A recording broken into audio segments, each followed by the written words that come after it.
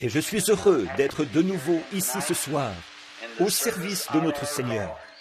Et là, de vous voir tous dans la joie, chanter ces merveilleux vieux cantiques, tous remplis de l'esprit et tout. Cela nous réjouit beaucoup. Et c'est avec joie que nous allons essayer de prendre encore quelques instants ce soir pour répondre à une ou deux questions. Nous avons pris pas mal de votre temps ce matin, mais j'espère que vous avez reçu la même bénédiction que moi j'ai reçue en parlant de ces choses. Vous savez, nous avons beaucoup de choses à dire, n'est-ce pas? Et nous avons une personne dont nous pouvons parler. C'est notre Seigneur Jésus. Frère Teddy, s'il te plaît, reste ici encore un instant. On m'a dit qu'il y a un petit enfant malade dans la salle. Avant de commencer, comme nous aurons la communion, ne voulons pas prendre trop de temps. Et peut-être même que nous aurons un baptême. Alors je veux d'abord prier pour ceux qui désirent qu'on prie pour eux, là. D'abord prier pour les malades avant de commencer. Et maintenant, Teddy, si tu veux bien jouer ce cantique, le grand médecin est proche maintenant. Nous allons faire venir les malades et demander ici des bénédictions en leur faveur. Combien de personnes sont là pour qu'on prie pour elles ce soir? Il y a quelques personnes pour qui nous n'avons pas prié ce matin. Faites-leur lever la main. Si vous entendre ce témoignage et louer Dieu pour toutes ses bontés. Louer Dieu qui est la source de toutes les bénédictions. Pas vrai? Maintenant, nous allons aborder sans tarder ces témoignages-là. Et nous allons essayer, excusez-moi, les questions. Et j'espère que Dieu répondra à ces bénédictions par ce moyen. Et maintenant, ne me laissez pas m'attarder trop sur elles. Frère Cox, je vais faire appel à vous pour que vous me signaliez, vous et les diacres, assis sur la première rangée, que vous m'arrêtiez quand ce sera le moment de servir la communion. Vous voyez, parce que je retiens les gens trop longtemps. Je vais essayer de faire aussi vite que possible. Et alors, si je ne les ai pas terminés ce dimanche, je les reprendrai dimanche prochain. Non, je vais essayer de terminer ce soir. Ce sont vraiment de très bonnes questions. Et je vous le dis, mes amis, s'il n'y avait pas ces réunions de réveil et ces choses qui ont lieu en ce moment, j'aimerais consacrer environ une semaine, rien qu'à cela, à des enseignements bibliques sur la Genèse, l'Exode, l'Apocalypse, et ainsi de suite. Et passer là des moments vraiment merveilleux. J'aime beaucoup les questions profondes sur la Bible, de même que les enseignements bibliques, tant qu'on ne se met pas à fabuler. Tenez-vous-en strictement à la bonne vieille parole de Dieu, claire et sans mélange. Elle vous mènera à bon port. Vous croyez ça, n'est-ce pas? Eh bien, là, ce matin, nous avons eu de très très bonnes questions. Quelques-unes sur les 144 000, qui étaient-ils et de quoi allaient-ils faire partie, et au sujet de l'épouse, et beaucoup de choses. Vraiment des questions très profondes. Et il m'en restait quelques-unes que je n'ai pas pu terminer. Maintenant, ce soir, nous allons commencer tout de suite par celle-ci et demander au Seigneur de nous venir en aide. Or, nous ne pouvons pas ouvrir la Bible. Nous pouvons l'ouvrir comme ceci, mais il n'y a que Dieu qui puisse l'ouvrir réellement pour nous. Nous pouvons tourner les pages. Mais dans le livre de l'Apocalypse, quand Jean a regardé et qu'il a vu quelqu'un assis sur le trône, celui-ci avait un livre dans sa main. Il n'y avait personne qui était digne de prendre le livre, ni d'en rompre les sceaux, ni même de le regarder. Personne dans le ciel, personne sur la terre, personne sous la terre, ni nulle part, n'était digne. Et il a vu un agneau qui avait été immolé dès la fondation du monde. Celui-ci est venu. Il a pris le livre de sa main et il a ouvert les sceaux. C'était Jésus-Christ. Or, je parlais à un homme cette semaine, un homme d'affaires très en vue de cette ville, qui me disait, à propos de retourner en Afrique et en Inde, il disait, « Voyons, ils viennent de tuer un général britannique là-bas. » J'ai dit, « Qu'est-ce que cela a à voir avec moi ?» Il a dit, « Vous retournez là-bas, où il y a tous ces meurtres, ces émeutes raciales et tout ?» J'ai dit, « Bien sûr, c'est là qu'on a besoin de moi. C'est là que le Seigneur veut que j'aille. » Il a dit, « Et si on vous tuait ?» J'ai dit, eh bien, si Dieu veut que je me fasse tuer, je me ferai tuer. Voilà tout. Et il a dit, oh là là, il a dit, frère Branham, vous ne devriez pas penser comme ça. Eh bien, il a dit, peu importe, je pense que vous êtes religieux et je pense que vous êtes un brave homme. Il a dit, mais ils ont même tué Jésus-Christ. J'ai dit, bien sûr, c'était la volonté de Dieu. Il a dit, quoi? La volonté de Dieu? Et cet homme va à l'église. Il a près de 70 ans. Il va à l'église. Dès sa naissance, il a été inscrit sur le registre d'une bonne église de cette ville, et il y a grandi. Et il n'a jamais su que c'était la volonté de Dieu que Jésus meure. Eh bien, j'ai dit, frère, il a été immolé dès la fondation du monde, dès le commencement. Il a été immolé avant même qu'il vienne sur terre, n'est-ce pas? Il était l'agneau de Dieu, immolé dès la fondation de la terre. Parlons-lui pendant un instant, en vue des questions. Maintenant, Père, nous sommes conscients que nous ne sommes pas dignes et que nous sommes incapables d'ouvrir le livre et de le regarder. Mais ce soir, que l'agneau vienne maintenant, l'agneau de Dieu qui a été immolé dès la fondation du monde. Prendre les choses qui appartiennent à Dieu et les présenter à l'Assemblée. Que le Saint-Esprit porte ces paroles et que ce soit non pas mes paroles ni les paroles d'un homme, mais que ce soit les paroles de Dieu adressées à tous les cœurs affamés. Car nous le demandons au nom de Jésus. Amen. La première que j'ai ici, on ne les a pas replacées ni rien, c'est simplement comme ça qu'elles sont arrivées. Semble être une très bonne question. D'abord, combien de personnes ici sont intéressées par les questions? Faites voir votre... Eh bien, c'est formidable ça. Juste pour que je sache. Bon, à sa mort, est-ce que l'homme va immédiatement au ciel ou en enfer? Ou bien s'il doit attendre le jugement? C'est une très bonne question. Et elle mérite qu'on y réfléchisse bien. Parce que c'est une question qui intéresse tout homme. Que sera-t-il une fois cette vie-ci terminée? Cela intéresse tout homme. Bon, eh bien, personnellement, je ne sais pas. Ce que je réponds doit provenir de la Bible. Une dame m'a téléphoné de Los Angeles tout à l'heure. Un appel qui a dû lui coûter $50. Un appel longue distance, d'environ 35 ou 40 minutes, peut-être plus, au cours duquel elle cherchait à me faire dire qu'il était juste et légitime, qu'elle quitte son mari et qu'elle épouse un autre homme. Je refusais. Non. J'ai dit, ça non. Elle a dit, eh bien, mon mari est pécheur, alors que cet homme, lui, est chrétien. J'ai dit, ça n'a rien à voir. Vous serez adultère aussi sûr que 2 et 2 font 4. Elle a dit, eh bien, je suis atteinte de tuberculose, et si je ne peux pas l'avoir pour mari, je n'ai plus de raison de vivre. J'ai dit, vous vous êtes juste entichée. Vous n'êtes pas amoureuse, parce que vous ne pouvez pas l'être, c'est tout, puisque votre mari, c'est lui, et vous avez fait vœu de vivre avec lui jusqu'à ce que la mort vous sépare. N'importe quoi d'autre, et vous serez adultère.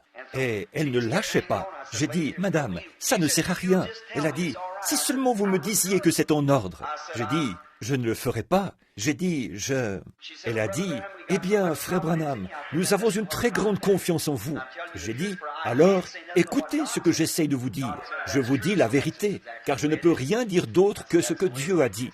C'est ce que Dieu a déclaré comme vrai, alors c'est exactement ça. Voyez, j'ai dit, c'est comme ça que c'est censé être, et c'est comme ça que ça doit être. Et maintenant, dans le cas des questions, nous voulons que ce soit pareil. Or, on pense toujours, bon, ici, vous comprenez bien que dans cette petite poignée de gens, ce soir, il y a probablement toutes sortes d'idées différentes. Et nous pensons qu'elles sont toutes bonnes, chacune d'elles. Votre idée est bonne, et c'est... Mais là, ce que nous faisons, il faut que nous ayons quelqu'un, tout comme les oies, les canards, n'importe quoi, tous, ils ont, les abeilles, tous, ils ont un chef. Si la reine des abeilles meurt, vous savez ce qui arrive. Si le chef des canards meurt, il faut qu'ils en aient un autre. C'est qu'il faut absolument qu'ils aient un chef. Et l'homme aussi, il lui faut un chef. Et le chef, c'est le Saint-Esprit. Et le Saint-Esprit établit dans l'Église, premièrement des apôtres, ensuite des prophètes, et ainsi de suite. Il n'y a pas longtemps, quelqu'un disait, mais frère Branham, nous n'avons pas besoin que quelqu'un nous enseigne. Quand le Saint-Esprit vient, il n'y a pas besoin que quelqu'un enseigne. Il a dit, la Bible dit qu'on n'a pas besoin qu'on nous enseigne. J'ai dit, dans ce cas, pourquoi ce même Saint-Esprit a-t-il établi dans l'Église des docteurs, voyez, et mis l'Église en ordre? C'est eux qui... Il nous faut des docteurs, c'est vrai, mais il ne faut pas quelqu'un, on n'a pas à vous enseigner en disant « tu ne commettras point d'adultère, tu ne jureras point, tu ne prendras point ». Ça, vous le savez déjà, votre propre conscience, par le Saint-Esprit, vous dit que c'est mal de faire ces choses. Mais par contre, pour ce qui est de l'enseignement de l'Écriture, il faut quelqu'un qui est loin du Saint-Esprit. C'est vrai. Et Dieu a mis l'Église en ordre par des apôtres et des prophètes et des dons de guérison et de miracles et ainsi de suite. C'est lui qui a mis l'Église en ordre et il a placé les docteurs et ainsi de suite pour guider et diriger son Église. Et ce matin, comme nous le disions, Jésus est au-dessus de la terre, alors que son corps, dès que son corps bouge, c'est exactement comme une ombre qui se reflète sur la terre. Celle-ci bouge en même temps que lui. Or, bien des gens, les adventistes, croient que quand un homme meurt, il s'en va directement de la tombe, et il y reste, l'âme, le corps et tout le reste, jusqu'à la résurrection. Et ce qu'ils appellent le sommeil de l'âme. Eh bien, ça va pourvu qu'il croit Jésus-Christ et qu'il soit né de nouveau, ça ne porte pas à conséquence. Mais bon, selon les Écritures, là, quand une personne meurt, si c'est un chrétien, s'il est né de nouveau, rempli du Saint-Esprit, il n'aura jamais à subir les jugements de Dieu. Voyez, il va tout droit dans la présence de Dieu et il n'aura jamais à être jugé parce qu'il a déjà... Voyez, je n'ai pas à subir ce que Christ a subi pour moi. Moi, j'étais un pécheur, mais le jugement que Christ a subi, voici le tout, résumé en quelques mots. Dieu a dit, le jour où tu en mangeras, ce jour-là, tu mourras. C'était une affaire réglée. Or, Dieu doit tenir sa parole. Il ne peut rien faire d'autre que tenir sa parole, parce qu'il est Dieu. Eh bien, alors, il ne peut pas. Alors, vous êtes séparés de Dieu. Et alors, vous êtes nés dans le péché, enfantés dans l'iniquité, venus au monde en disant des mensonges. Donc, à votre naissance, vous êtes par nature un pécheur. Donc, il n'y a absolument rien que vous puissiez y faire. Il n'y a rien que je puisse faire pour me sauver moi-même, ni vous pour vous sauver vous-même. Ce qui compte, c'est ce que Christ a fait pour nous en Dieu, ou ce que Dieu a fait pour nous en Christ. Vous voyez, la question n'est pas de savoir si moi, je pense ceci, ou si moi, j'ai fait ceci, mais plutôt si lui, il a fait cela. Eh bien, nous sommes en lui, et c'est lui qui a subi les jugements de Dieu.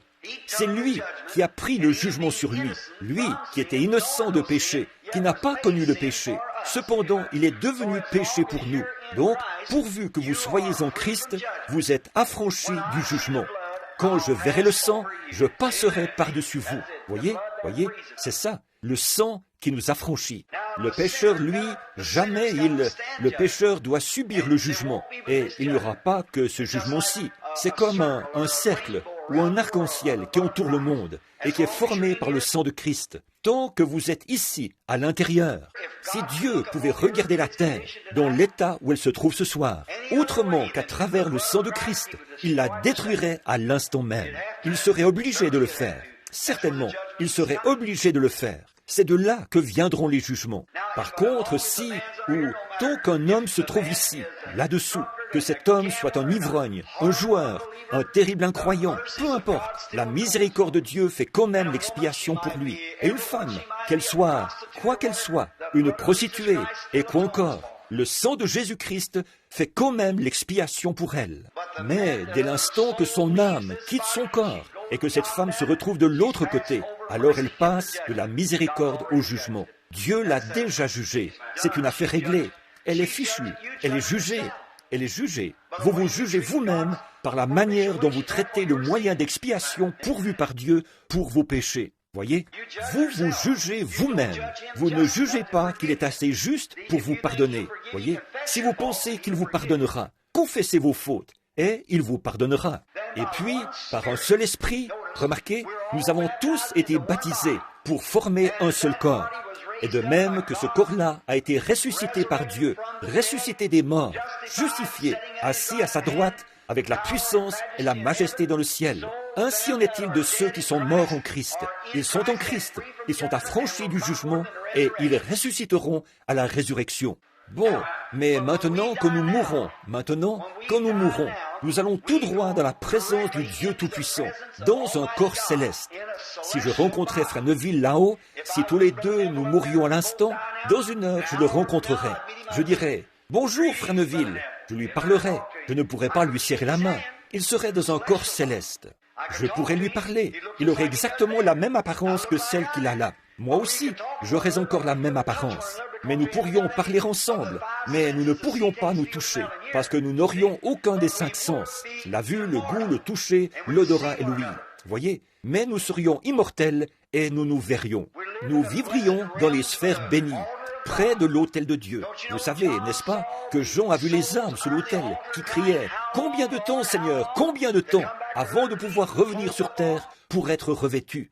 Alors, quand Jésus, qui est maintenant en nous sous la forme du Saint-Esprit, quand son corps céleste, le Saint-Esprit, reviendra dans le corps glorifié, nous serons glorifiés avec lui et serons à sa ressemblance. Vous voyez ce que je veux dire? Là, je lui serrerai la main et je dirai « Voici Fresneville, alors nous mangerons. » Regardez, Jésus a dit à ses disciples au moment où il prenait la communion, il a dit « Je ne mangerai plus du fruit de la vigne, jusqu'à ce que j'en mange et que j'en boive du nouveau avec vous dans le royaume de mon Père. » Pas vrai? Voyez, voilà, c'est ça. Donc, nous, quand les morts meurent, une personne qui est justifiée, qui est dans la présence de Dieu, elle entre dans sa présence en tant qu'être immortel. Et elle vit dans les sphères bénies de la paix jusqu'au jour du retour. Or, à une certaine époque, les gens n'allaient pas dans la présence de Dieu au moment de leur mort. Les justifiés, ça, c'était dans l'Ancien Testament. Ils allaient dans un lieu appelé le paradis. Et c'est là, dans le paradis, qu'attendaient les âmes des justes. Mais le paradis était un lieu où Dieu gardait les âmes, dans un genre de pays des rêves, jusqu'à ce que le sang de Jésus-Christ ait été versé. C'est que le sang des taureaux et des boucs ne pouvait pas ôter le péché. Il ne faisait que couvrir le péché. Mais le sang de Jésus ôte le péché. Avez-vous remarqué que quand il est mort au calvaire, à son retour, il a fait sortir des sépulcres les saints morts, qui étaient morts sous l'expiation du sang des taureaux, des boucs et des génisses. Et ils sont entrés dans la ville. Oh, et sont apparus un grand nombre de personnes. Quel beau tableau! Oh, si nous pouvions prendre un moment pour dépeindre cela. Regardez Jésus quand il est mort. Tenez, comme je l'ai souvent dit, je crois ici dans l'église, il y a comme une espèce de canal ici. C'est là-dedans que vivent les êtres mortels. Chacun d'eux est au milieu de ce grand conglomérat d'amusement, d'obscurité et de ténèbres. C'est là-dedans que vivent les mortels. Or, ils sont influencés soit par ce qui est de ce côté-ci, soit par ce qui est de ce côté-là.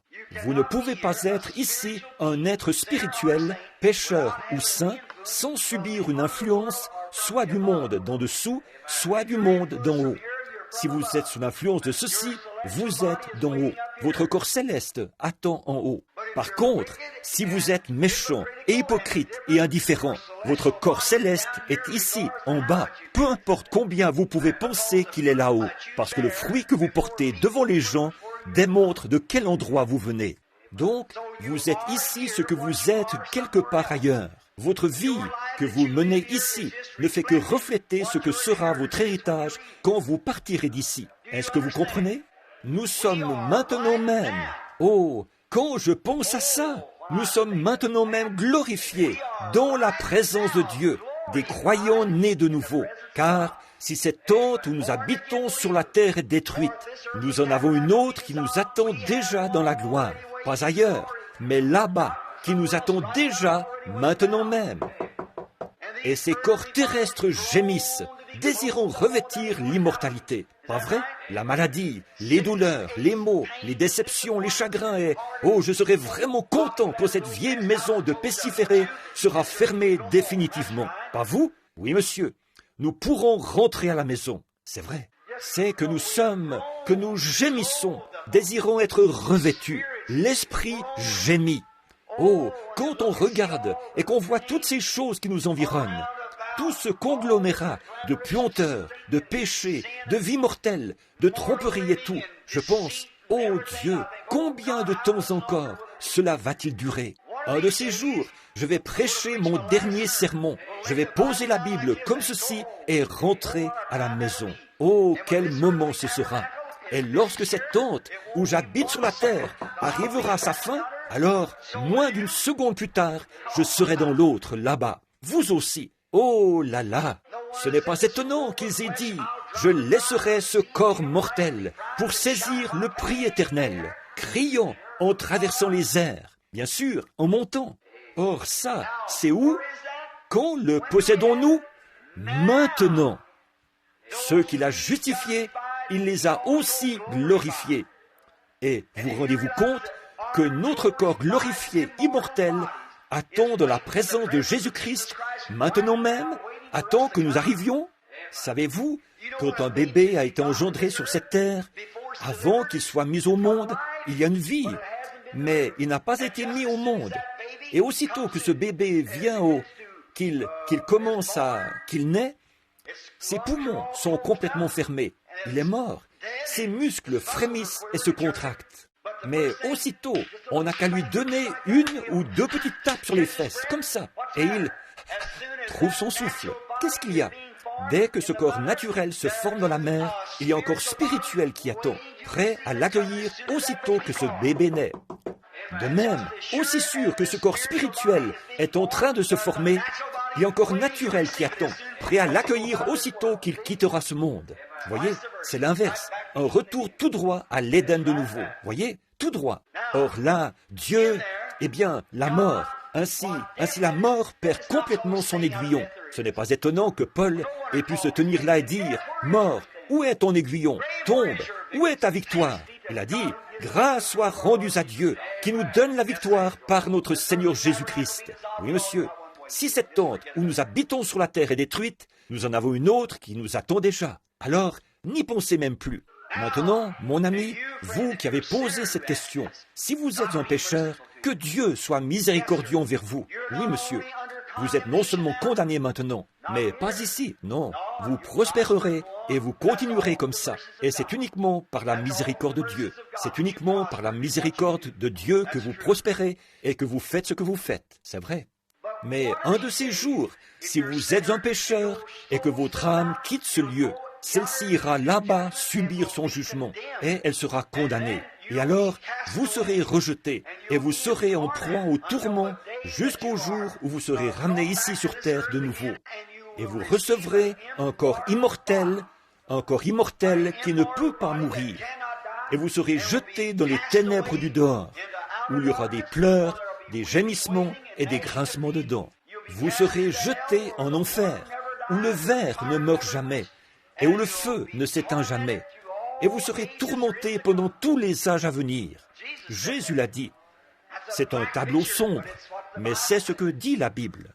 Si Dieu a frappé le péché d'une si grande condamnation, et s'il l'a fait expier à un si grand prix, qu'arriverait-il si ces esprits iniques étaient un jour remis en liberté? Nous nous retrouverions avec la même chose que ce que nous avons eu au cours des derniers 6000 ans. Pas vrai?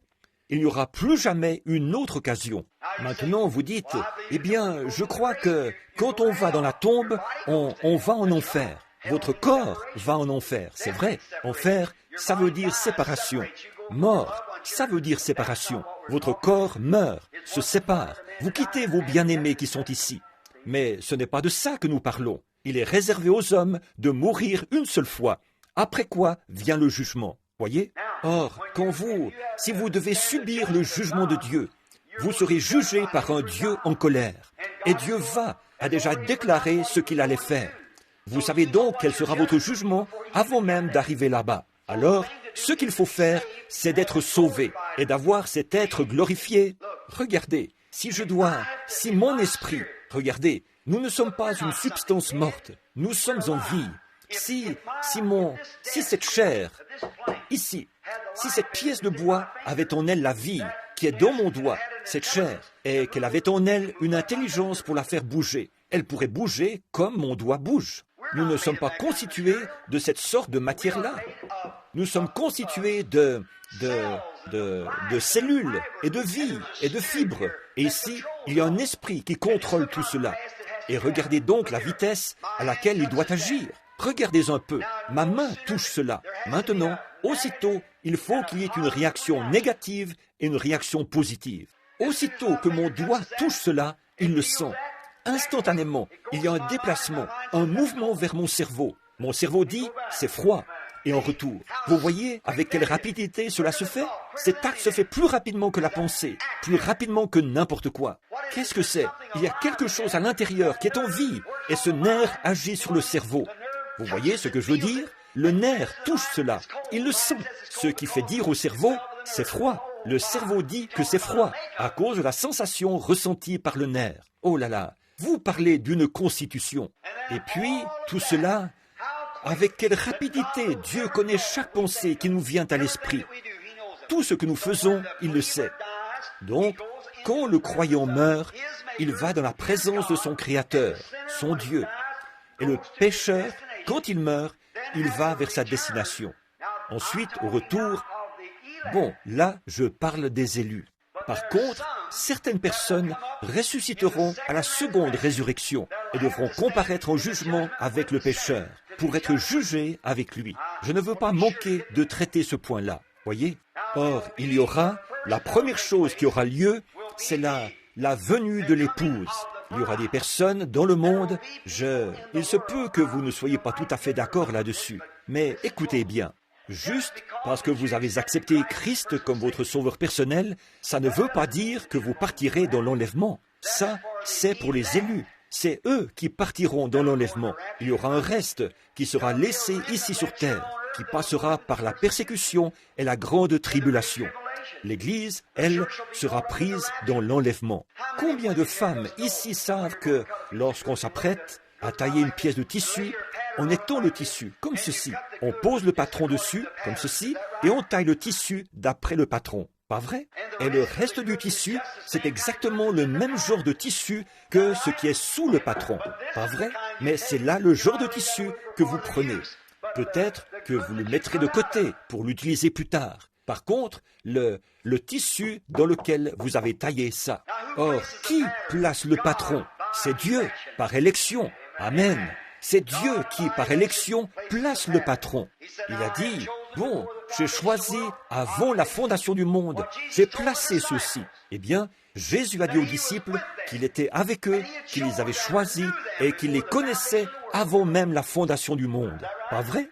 Donc, c'est Dieu qui place le patron. Alors, il y aura un élu qui partira dans l'enlèvement. Et il y aura un groupe de gens qui sont bons, droits, qui mènent une vie sainte, des gens qui ont été sauvés par Dieu, mais ils ne seront pas pris dans l'enlèvement. Et ils ressusciteront à la seconde résurrection. Parce que, j'espère que vous ne vous fâcherez pas contre moi, ici, si je vous présente quelque chose de façon très claire. Voyez, ne le faites pas. C'est que je dois le dire, parce que quelque chose me contraint, vous voyez, à le dire. Regardez. Maintenant, regardez. Là, je dirais ceci, il y a des gens qui croient à la justification par la foi, voyez, et ils mènent une bonne vie, propre, sainte. Ils croient aussi à la sanctification. Ils reçoivent, considérez Judas Iscariote. Judas Iscariote a été justifié lorsqu'il a cru au Seigneur Jésus-Christ et qu'il a accepté comme son sauveur personnel. Judas Iscariote. Judas Iscariote a été sanctifié dans Jean 17, 17. Et il a reçu le pouvoir, dans Matthieu 10, d'aller chasser les démons. Et Judas Iscariote est revenu, après avoir guéri les malades et chassé les démons. Il est revenu en se réjouissant et en poussant des cris de joie, autant que n'importe quel bon exalté. Pas vrai? La Bible dit. Mais quand il en est arrivé à la Pentecôte, là, il s'est montré sous son vrai jour. Maintenant, observez cet esprit. Il y a des gens dans le monde aujourd'hui, des gens qui sont de bons chrétiens, qui croient à la justification. Ils sont nombreux, des milliers, des millions, à croire à la justification. Mais ils ne veulent avoir rien à faire avec la sanctification. Disons que ce sont les presbytériens, les épiscopaliens, et ainsi de suite. Eux, ils croient à la justification. Ils la prêchent. Et c'est bien, ils ont raison. Mais alors, les Nazaréens, les pèlerins de la sainteté, les méthodistes libres, ils vont plus loin, jusque dans la sanctification. Eux, ils croient à la sanctification. C'est exact, ils ont raison, et ils obtiennent des victoires. Ils poussent des cris de joie, et louent l'Éternel. Ils sont dans le vrai, ils ont raison. Mais parlez-leur, aux uns ou aux autres, du baptême du Saint-Esprit et de la puissance, des signes et des prodiges. Et là, tout de suite, ils vont se montrer sous leur vrai jour. Ils diront, je ne veux pas de ça, je ne crois pas. Eh bien, même mes bons amis, les Nazaréens, croient qu'un homme qui parle en langue, c'est du diable. Et mon frère, si vous faites ça, eh bien, ils ont exclu le Dr. Reidhead des missions au Soudan. Il en était le président, parce qu'il avait parlé en langue. Ils ont dit, on ne peut pas permettre ça. J'ai dit, dans ce cas, vous ne pouvez pas prêcher comme Paul. Vous ne pouvez pas accepter l'évangile de Paul. Car Paul a dit, n'empêchez pas de parler en langue. C'est vrai. Mais eux, ils disent que c'est du diable. Ils en ont vu beaucoup de contrefaçons. Alors ils estiment que tout le reste, c'est pareil. Voyez? Mais voilà, c'est une Église qui a été justifiée et sanctifiée, mais qui nie le fait que le baptême du Saint-Esprit est une œuvre différente de la sanctification. Pourtant, il l'est. Il est une œuvre différente. Certainement, il y a 3 éléments qui sont sortis du corps de Christ, et ces mêmes éléments qui sont sortis de son corps sont ceux au moyen desquels nous devenons une partie de son corps. Il y a eu l'eau, pas vrai? Le sang, pas vrai? Et l'esprit. Et Jésus, l'Écriture dit, il y en a 3 qui rendent témoignage dans le ciel, le Père, le Fils et le Saint-Esprit. Ces 3 sont un. Ils sont un. Mais il y en a 3 qui rendent témoignage sur la terre. Ceux-là ne sont pas un. Il a dit, mais ils sont d'accord. L'eau, le sang et l'esprit. Pas vrai? Or, vous ne pouvez pas avoir le Père sans avoir le Fils. Vous ne pouvez pas avoir le Fils sans avoir le Saint-Esprit. Parce que, mais vous pouvez être justifié sans être sanctifié. Et vous pouvez être justifié et sanctifié, les deux, et pourtant ne pas avoir le baptême du Saint-Esprit. Voyez, c'est vrai, ça, c'est l'Écriture. Ce sont ces 3-là, il a dit, qui rendent témoignage sur la terre, l'eau, le sang et l'esprit. Et ils sont d'accord. Voyez, ils ne sont pas un, mais ils sont d'accord, parce que c'est le même esprit, une mesure de celui-ci. Dieu nous donne l'esprit avec mesure. Maintenant, Luther, par la justification, c'est ce qu'il a prêché. Pas vrai? Luther a prêché, le juste vivra par la foi. Et il avait un grand message. Et c'était là une portion du Saint-Esprit. Ainsi, Luther, lorsque le message a été proclamé, Dieu allait susciter son Église et l'envoyer avec quelque chose de plus grand. Oh là là, Luther a dit, « Oh, nous croyons que nous l'avons ici. » Mais John Wesley a dit, « Oh non !» Lui et George Whitefield et les autres, ils ont dit, « Nous croyons à la sanctification, que c'est là la seconde œuvre bien précise de la grâce. » Pas vrai? Et ils ont prêché le sang. Eh bien, si Luther refusait d'avancer, voilà, Dieu allait donner cela aux méthodistes wesleyens. Voyez? Et ils l'ont reçu. Et ils ont eu un réveil qui s'est répandu dans le monde entier. Et c'était la vraie Église. Eh bien, maintenant, quand vient le moment, voici maintenant les preuves du Saint-Esprit qui arrivent. Les signes, les prodiges et les miracles. Or ça, Wesley ne veut pas l'accepter. Bon, si Wesley avait été sur terre et que Martin Luther avait été sur terre, le moment venu, eux, ils l'auraient accepté. Mais après environ 2 groupes après que 4 ou 5 groupes d'apôtres sont passés et qu'ils ont ramené le filet, là, il n'y a plus rien. Maintenant, les pentecôtistes ont reçu le parler en langue et ils y ont cru. Ensuite, ils en ont fait le signe initial, déclarant que tout le monde devait parler en langue. Ça, c'est une erreur. Mais bon, là, ils en sont venus.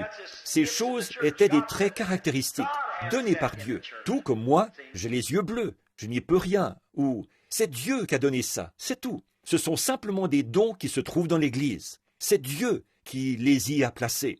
Dieu a placé dans l'Église. Voyez? Bien, mais quand ils sont arrivés avec ces choses, bon, ils ont reçu une grande bénédiction. Ils sont allés beaucoup plus loin que les luthériens ou que les méthodistes, que l'un et l'autre. Et maintenant, ils se sont organisés, de telle sorte qu'ils sont pires que les méthodistes ou que les autres, les pentecôtistes. Et là, ils en sont au point où, après le 2e et le 3e groupe, il y a une 40aine d'années qu'ils ont commencé à recevoir le parler en langue. Mais cet arbre de Dieu, il porte 9 fruits différents. Or, vous pouvez avoir n'importe lequel de ces fruits-là. Voyez, Dieu les a envoyés, mais ils proviennent tous de cet arbre. Maintenant, la justification. Regardez ça. Regardez l'enseignement de ce matin. Lorsque le jugement s'assit et que les livres furent ouverts, là, Jésus est venu accompagné de myriades de saints. Et alors, le jugement s'assit. Les voilà tous autour pour le jugement du trône blanc, comme nous l'avons vu dans l'Écriture. Et les livres furent ouverts. Et un autre livre fut ouvert, celui qui était le livre de vie. Et ceux qui avaient été pris dans l'enlèvement jugeaient ces gens. Pas vrai? Ceux qui étaient rentrés à la maison, qui avaient reçu leur corps glorifié et qui avaient vécu la période du millénium. Ils étaient là, au jugement du trône blanc, en train de juger ces gens. Il a dit qu'il séparerait les brebis d'avec les boucs. Maintenant, vous dites, ici, mais voyons, vous dites, ça, est-ce que ça arrive? Où ça, frère Branham? Au jugement du trône blanc. Mais qu'en est-il de l'enlèvement? Eh bien, au moment de l'enlèvement, Jésus enseignait cela sous forme de parabole. Il enseignait de bien des manières différentes. En voici une. Il a dit que 10 vierges étaient sorties à la rencontre du Seigneur et qu'elles étaient toutes vierges. Mais quelques-unes avaient de l'huile dans leurs lampes et quelques-unes avaient laissé leur huile s'écouler. Pas vrai? Et lorsque l'épouse... Or, l'huile, qu'est-ce que c'était? L'huile, c'était le Saint-Esprit, la Bible dit. Maintenant, regardez, c'était des vierges. Et vierge, qu'est-ce que ça veut dire? Sainte, pure, séparée, sanctifiée. Pas vrai? Si j'avais un petit verre ici, je vous montrerais ce que... Tenez, prenons par exemple cette bouteille qui est ici. Si elle était vide et que je la ramassais, qu'elle était sale au superlatif.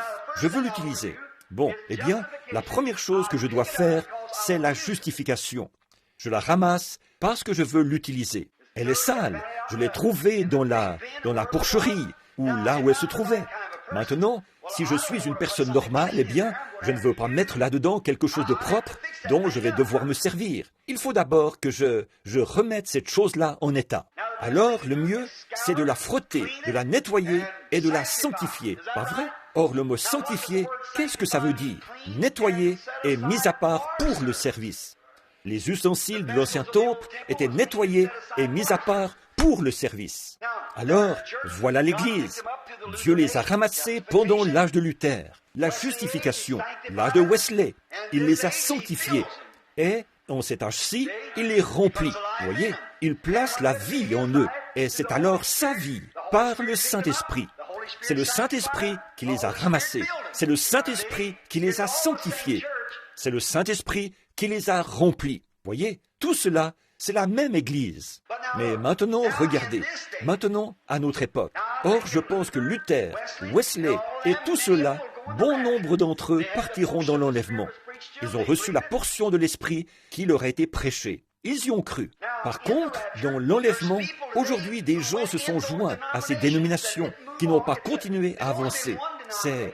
Il n'y a eu qu'une seule dénomination, l'Église de Dieu. Et elle a tout simplement continué à avancer envers et contre tout. Mais ces organisations ont rompu l'unité de ces choses, comme ça. Alors aujourd'hui, bien des gens regardent le baptême du Saint-Esprit et disent que c'est une absurdité. Mais ils ont quand même été justifiés. Ils ont quand même été sanctifiés. Mais ils disent, oh, ces choses, c'est de l'excitation. Je sais que le diable a mis là toutes sortes d'épouvantails. C'est là qu'on trouve les bonnes pommes, près du lieu où se trouve l'épouvantail. C'est vrai. Allez, pénétrez plus loin. Derrière cela, allez manger les pommes. Voyez? Donc, voici. Alors Dieu a rempli du Saint-Esprit. Ensuite, il a établi son Église en vue de la glorifier. À la seconde venue, voici l'Église qui revient, l'épouse. Maintenant, regardez bien. Voyez s'il passe par la période de la tribulation. Il a dit que ces vierges, elles étaient venues et avaient dit, « Donnez-nous de votre huile. L'époux vient. Un son s'est fait entendre. Voici l'époux. Sortez à sa rencontre. » Et ces vierges, qui étaient vierges, saintes, sanctifiées, pensez-y, des personnes saintes, sanctifiées, mais qui n'avaient pas le baptême du Saint-Esprit. Elles ont dit, « Donnez-nous de l'huile. » Et l'Église a dit, « Nous en avons juste assez pour nous-mêmes. Allez donc vous mettre en condition par la prière. » Mais là, c'est trop tard. Alors l'Église est allée aux noces, et les autres ont été jetés dans les ténèbres du dehors. Pas vrai? Où il y avait des pleurs, des gémissements et des grincements de dents. Ils ont subi la persécution, ils ont souffert, ils sont morts. Jésus est revenu sur la terre. Il y a eu le règne du millénium, 1000 ans avec lui. Les justes et les injustes sont ressuscités. Et ils ont jugé chacun. Les boucs étaient d'un côté et les brebis de l'autre. Et là, Dieu a emmené l'Église sur la surface de la terre pour le rassemblement où nous nous réunirons tous avec nos bien-aimés. Voyez, voilà la différence. Or, ces gens ici, bien sûr, à notre mort, si nous sommes en Jésus-Christ, nous allons retrouver ce grand corps qui est là-bas, Jésus-Christ. Si nous sommes des pécheurs, nous allons retrouver ce grand corps des incroyants. Et Dieu a dit que nous partagerions le sort des hypocrites et tout en enfer. Amen. Ce n'est peut-être pas tout à fait clair. Mais maintenant, voyons si nous pouvons trouver. Il y a juste une petite note ici. S'il vous plaît, expliquez Exode, le 24, le chapitre 4, verset 24. Que signifie ce passage de l'Écriture que Dieu avait l'intention de tuer Moïse ou son fils? Et pourquoi? Nous savons où ça se trouve. Exode 4, 24. C'est une bonne question. Bon, maintenant, nous allons prendre un instant ici pour le lire. Exode 4, 24. Pendant le voyage, en un lieu où Moïse passa la nuit, l'Éternel l'attaqua et voulut le faire mourir. Combien se rappellent ce qui s'est passé là? C'est que Dieu avait donné à Abraham, des générations avant celle de Moïse, le signe de la circoncision. Ça, c'était l'alliance que Dieu avait faite. Tous les Juifs devaient être circoncis. Pas vrai? Tout homme devait être. C'était un signe. Et nous, aujourd'hui, sommes-nous circoncis par le Saint-Esprit et non dans la chair. Bon, donc, Dieu a donné ce commandement. Tout mâle doit être circoncis. Et Dieu, quand il a appelé Moïse pour qu'il aille là-bas délivrer les enfants d'Israël, Moïse n'avait pas opéré sur ses fils le signe même qui donnait accès à la délivrance. Vous voyez ce que je veux dire? C'est comme si je disais, tous ceux de l'Église, là, chacun de vous, vous êtes venus, vous avez été baptisés d'eau ici, et nous vous avons inscrits comme membres de l'Église. Nous allons tous partir dans la gloire ensemble. Voyons, frères, ce n'est pas l'Écriture, ça. À moins que vous soyez nés de nouveau, circoncis par le Saint-Esprit. Il le faut. Quelle que soit votre bonté, quelle que soit l'Église dont vous faites partie, quelle que soit la bonté de vos parents, à moins que vous, individuellement, vous soyez nés de nouveau du Saint-Esprit, vous ne partirez jamais dans l'enlèvement. Voyez, vous ne pourrez pas partir. C'est là le signe même qui donne accès à la délivrance, la circoncision. Et la circoncision se fait par le Saint-Esprit. Maintenant, Dieu, la personne qui a posé la question a demandé ceci. Est-ce que ce passage de l'Écriture signifie que Dieu avait l'intention de tuer Moïse ou son fils? Et pourquoi? C'est à Moïse que Dieu voulait s'en prendre. Et c'est uniquement grâce à Séphora qu'il a été sauvé de cela. En effet, Séphora a pris une pierre aiguë. Elle est allée couper le prépuce de son bébé. Elle l'a jeté aux pieds de Moïse en disant « Tu es pour moi un époux de sang !» Pas vrai? Et Dieu aurait ôté la vie à Moïse. Mais peut-être qu'un ange se trouvait là pour dire « Séphora, réagis et vite !» Voyez? Et Séphora est allée circoncire le bébé. Elle a dit « Moïse, tu te préoccupes tellement de tout le reste, de ton voyage, mais ton propre fils n'a pas été circoncis. » Je me demande bien des fois si... Il m'est arrivé de rencontrer des gens qui disaient « Oh, gloire à Dieu, le Seigneur veut que je fasse une certaine chose. Il veut que j'aille en Afrique, en Inde. » Je disais « Avez-vous déjà demandé au laitier s'il était sauvé? Avez-vous déjà demandé au livreur de journaux s'il était né de nouveau? Et votre voisin, lui, est-il sauvé? » Voyez? Alors, c'est ça la question. Voyez? Si c'est dans votre cœur. Il y a un certain temps, une femme est venue me trouver ici, en Floride. Et cette petite femme, je ne peux en aucune manière, je ne suis pas le juge. Mais il y a un jeune prédicateur qui s'était trouvé ici même. Il a prêché du haut de cette estrade. Et ce jeune homme, dans un autre pays, il s'était marié. Il avait une épouse, 3 ou 4 enfants. Et cette femme-là, elle, était veuve. Ils sont venus du Texas ensemble. Ils ont fait le trajet jusqu'ici dans une grande Cadillac. Et cette femme est entrée. Elle a le droit de s'habiller comme elle le veut. Moi, ça ne me dérangeait pas. Mais cette femme, qui était une chrétienne, ne le démontrait certainement pas par son habillement. Elle était, oh là là, elle avait de très longs, des espèces de pendants aux oreilles, ou le nom que vous donnez à ça, qui descendaient comme ceci. Et elle avait tout plein de trucs sur la bouche. Et ses sourcils avaient été épilés. Et elle s'était fait d'autres sourcils au crayon. Et elle a dit, « Frère Branham, elle a dit, le Seigneur m'appelle à partir dans un pays étranger. » J'ai dit, « Vraiment? » Oui. Elle a ajouté, « Je pars là-bas avec cet homme. » J'ai dit, « Eh bien, si le Seigneur vous appelle, eh bien, d'accord. » Mais avoir le fruit, ça ne me semblait pas vraiment être le cas. Voyez? Et elle a dit, « Vous ne croyez pas que le Seigneur... » J'ai dit, « Là, ne me posez pas la question. Si le Seigneur vous l'a dit, faites ce que le Seigneur vous a dit. Mais moi, personnellement, je ne le pense pas. Je vais être honnête avec vous. » Elle a dit, « Eh bien, qu'est-ce qui vous fait penser ça ?» J'ai dit, « Premièrement, vous êtes une femme mariée. Et d'être avec cet homme marié, ça ne donne pas une très bonne impression de rester ensemble ici dans la ville. S'il y a quelque chose qui jette l'opprobre, c'est bien ça, voyez. Et j'ai dit, alors premièrement, or cette femme, qu'est-ce qui lui était arrivé? La même chose que ce qui serait arrivé. Elle avait passé son temps à des futilités, sans recevoir le Saint-Esprit, tout comme cette femme là-bas, qui m'a appelé aujourd'hui, qui voulait épouser cet homme, quitter son mari et épouser cet homme.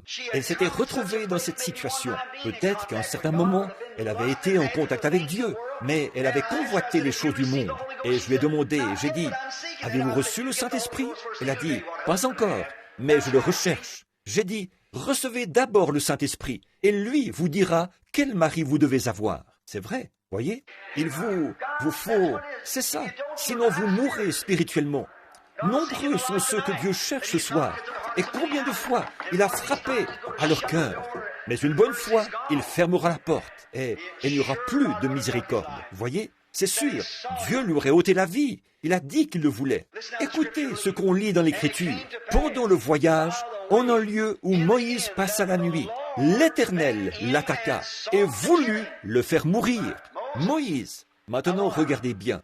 Séphora prit un caillou aigu, une pierre aiguë, coupa le prépuce de son fils et le jeta aux pieds de Moïse, en disant, « Tu es pour moi un époux de sang. » C'est exact.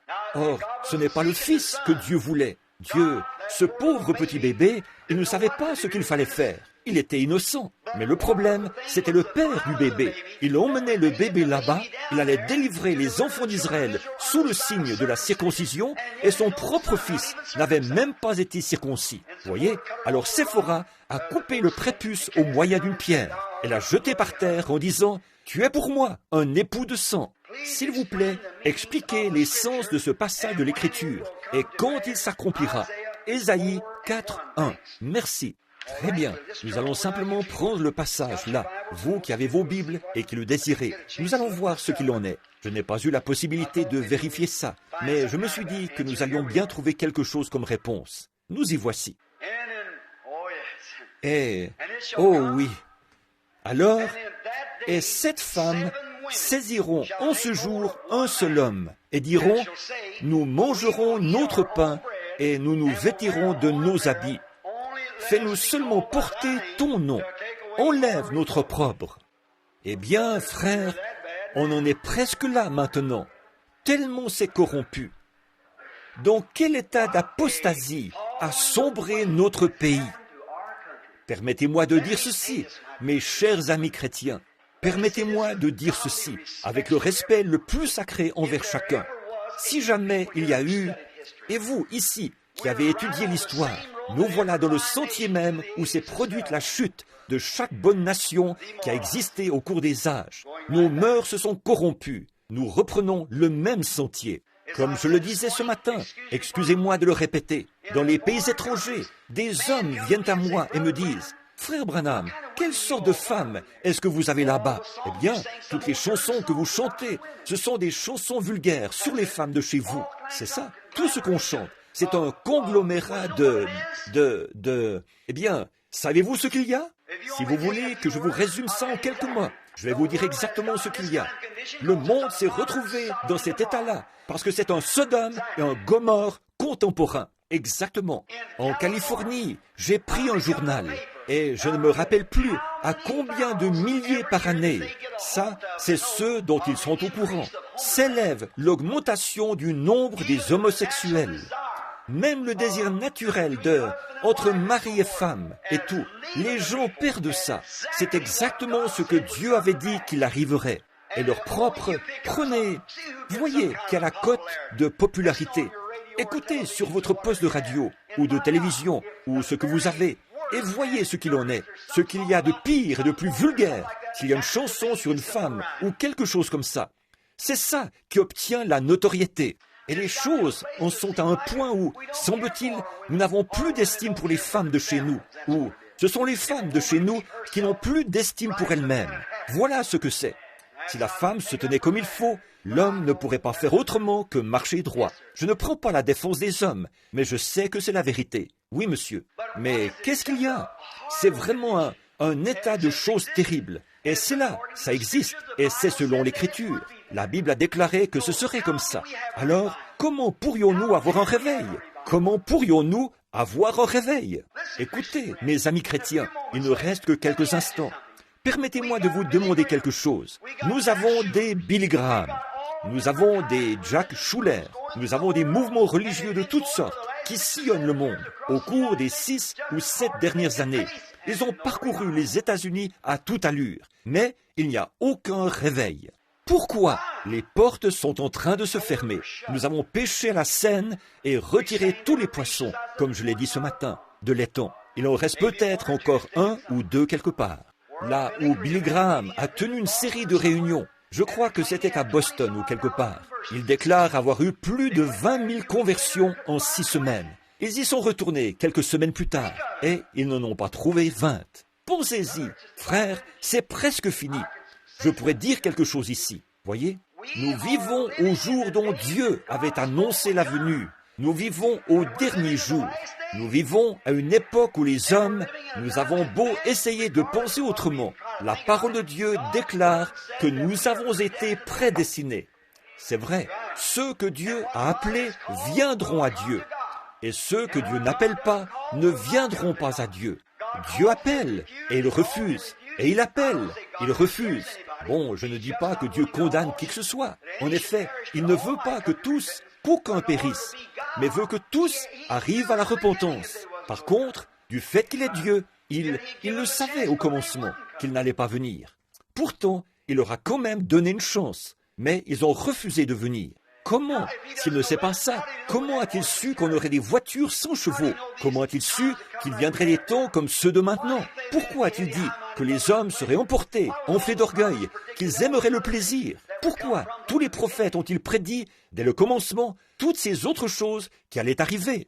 Dieu savait tout. Il sait ce qui va arriver. Et là, il y a des hommes dont Dieu, en parcourant du regard le cours du temps, a dit « Ils ne viendront pas ». Et ils sont tout simplement condamnés, voués à cette condamnation, parce que c'est ce qu'ils ont eux-mêmes choisi. Amen. Voilà. Et je crois, mon frère, ma sœur, je dis ceci avec le respect le plus sacré et avec la crainte de Dieu dans mon cœur. Je crois que l'Amérique a coulé. Elle a perdu tout sens moral. Elle s'est dégradée jusqu'à s'avilir. C'est lamentable. Pensez un peu là, alors que je dis ceci en réponse à ce passage de l'Écriture. Cette femme qui saisisse un seul homme. Pendant la Première Guerre mondiale, la Seconde Guerre mondiale, j'ai eu une coupure de journal chez moi. Vous l'avez lu vous-même. Ça disait « Que sont devenues les mœurs des Américaines ?» 2 soldats sur 3 de ceux qui étaient partis outre-mer, leurs femmes avaient divorcé d'avec eux dans les 6 premiers mois. 2 soldats sur 3 divorcés. Ces femmes sont tout simplement parties, elles ont déguerpi. Pourquoi ça? Si vous voulez le comprendre, mes amis, c'est l'esprit de l'époque. Il nous faut entrer dans l'esprit des derniers jours, quand les derniers jours sont là. Quand vous allez dans un dancing, il faut entrer dans l'esprit de la danse. Sinon, on ne dansera pas. Quand vous allez à l'église, il faut entrer dans l'esprit d'adoration, avant de pouvoir adorer. Il faut que le monde entre dans l'esprit des derniers jours, avant que les derniers jours puissent venir. Et nous sommes dans l'esprit des derniers jours. Dieu a promis que ces choses seraient là, et c'est ce que nous avons. Nous sommes dans les derniers jours. Les hommes et les femmes sont là. Ils dorment, et ils ne s'en rendent pas compte. Et les mœurs...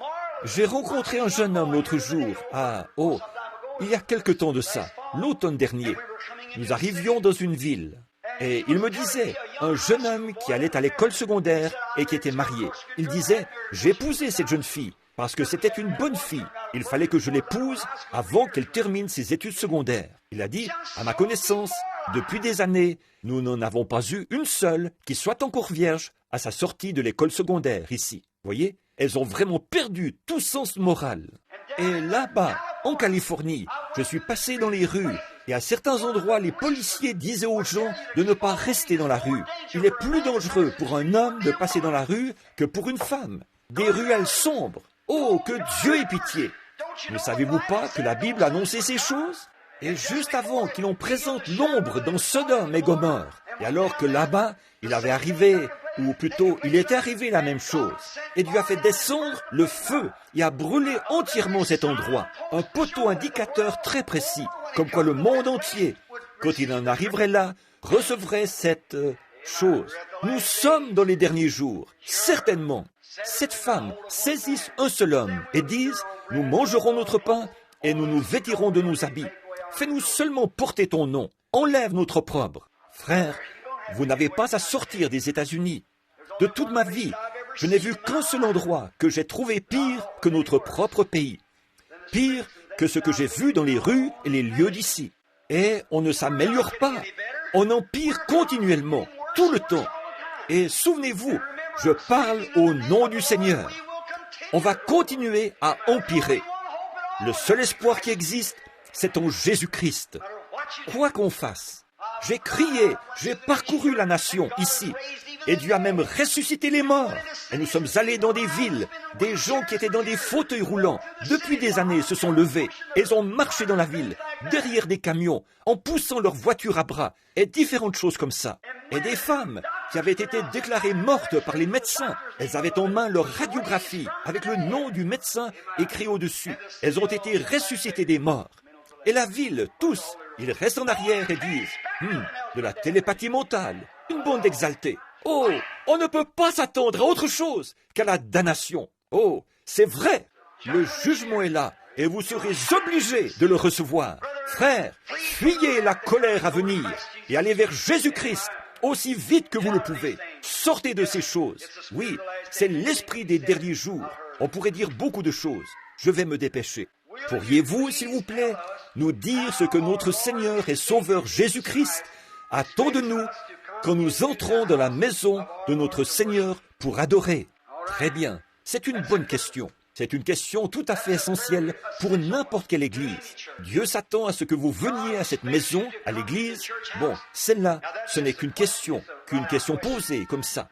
Ce n'est pas une question sur l'écriture, mais en même temps, ça l'est. Attendez, je vais vous dire ce qu'il a dit.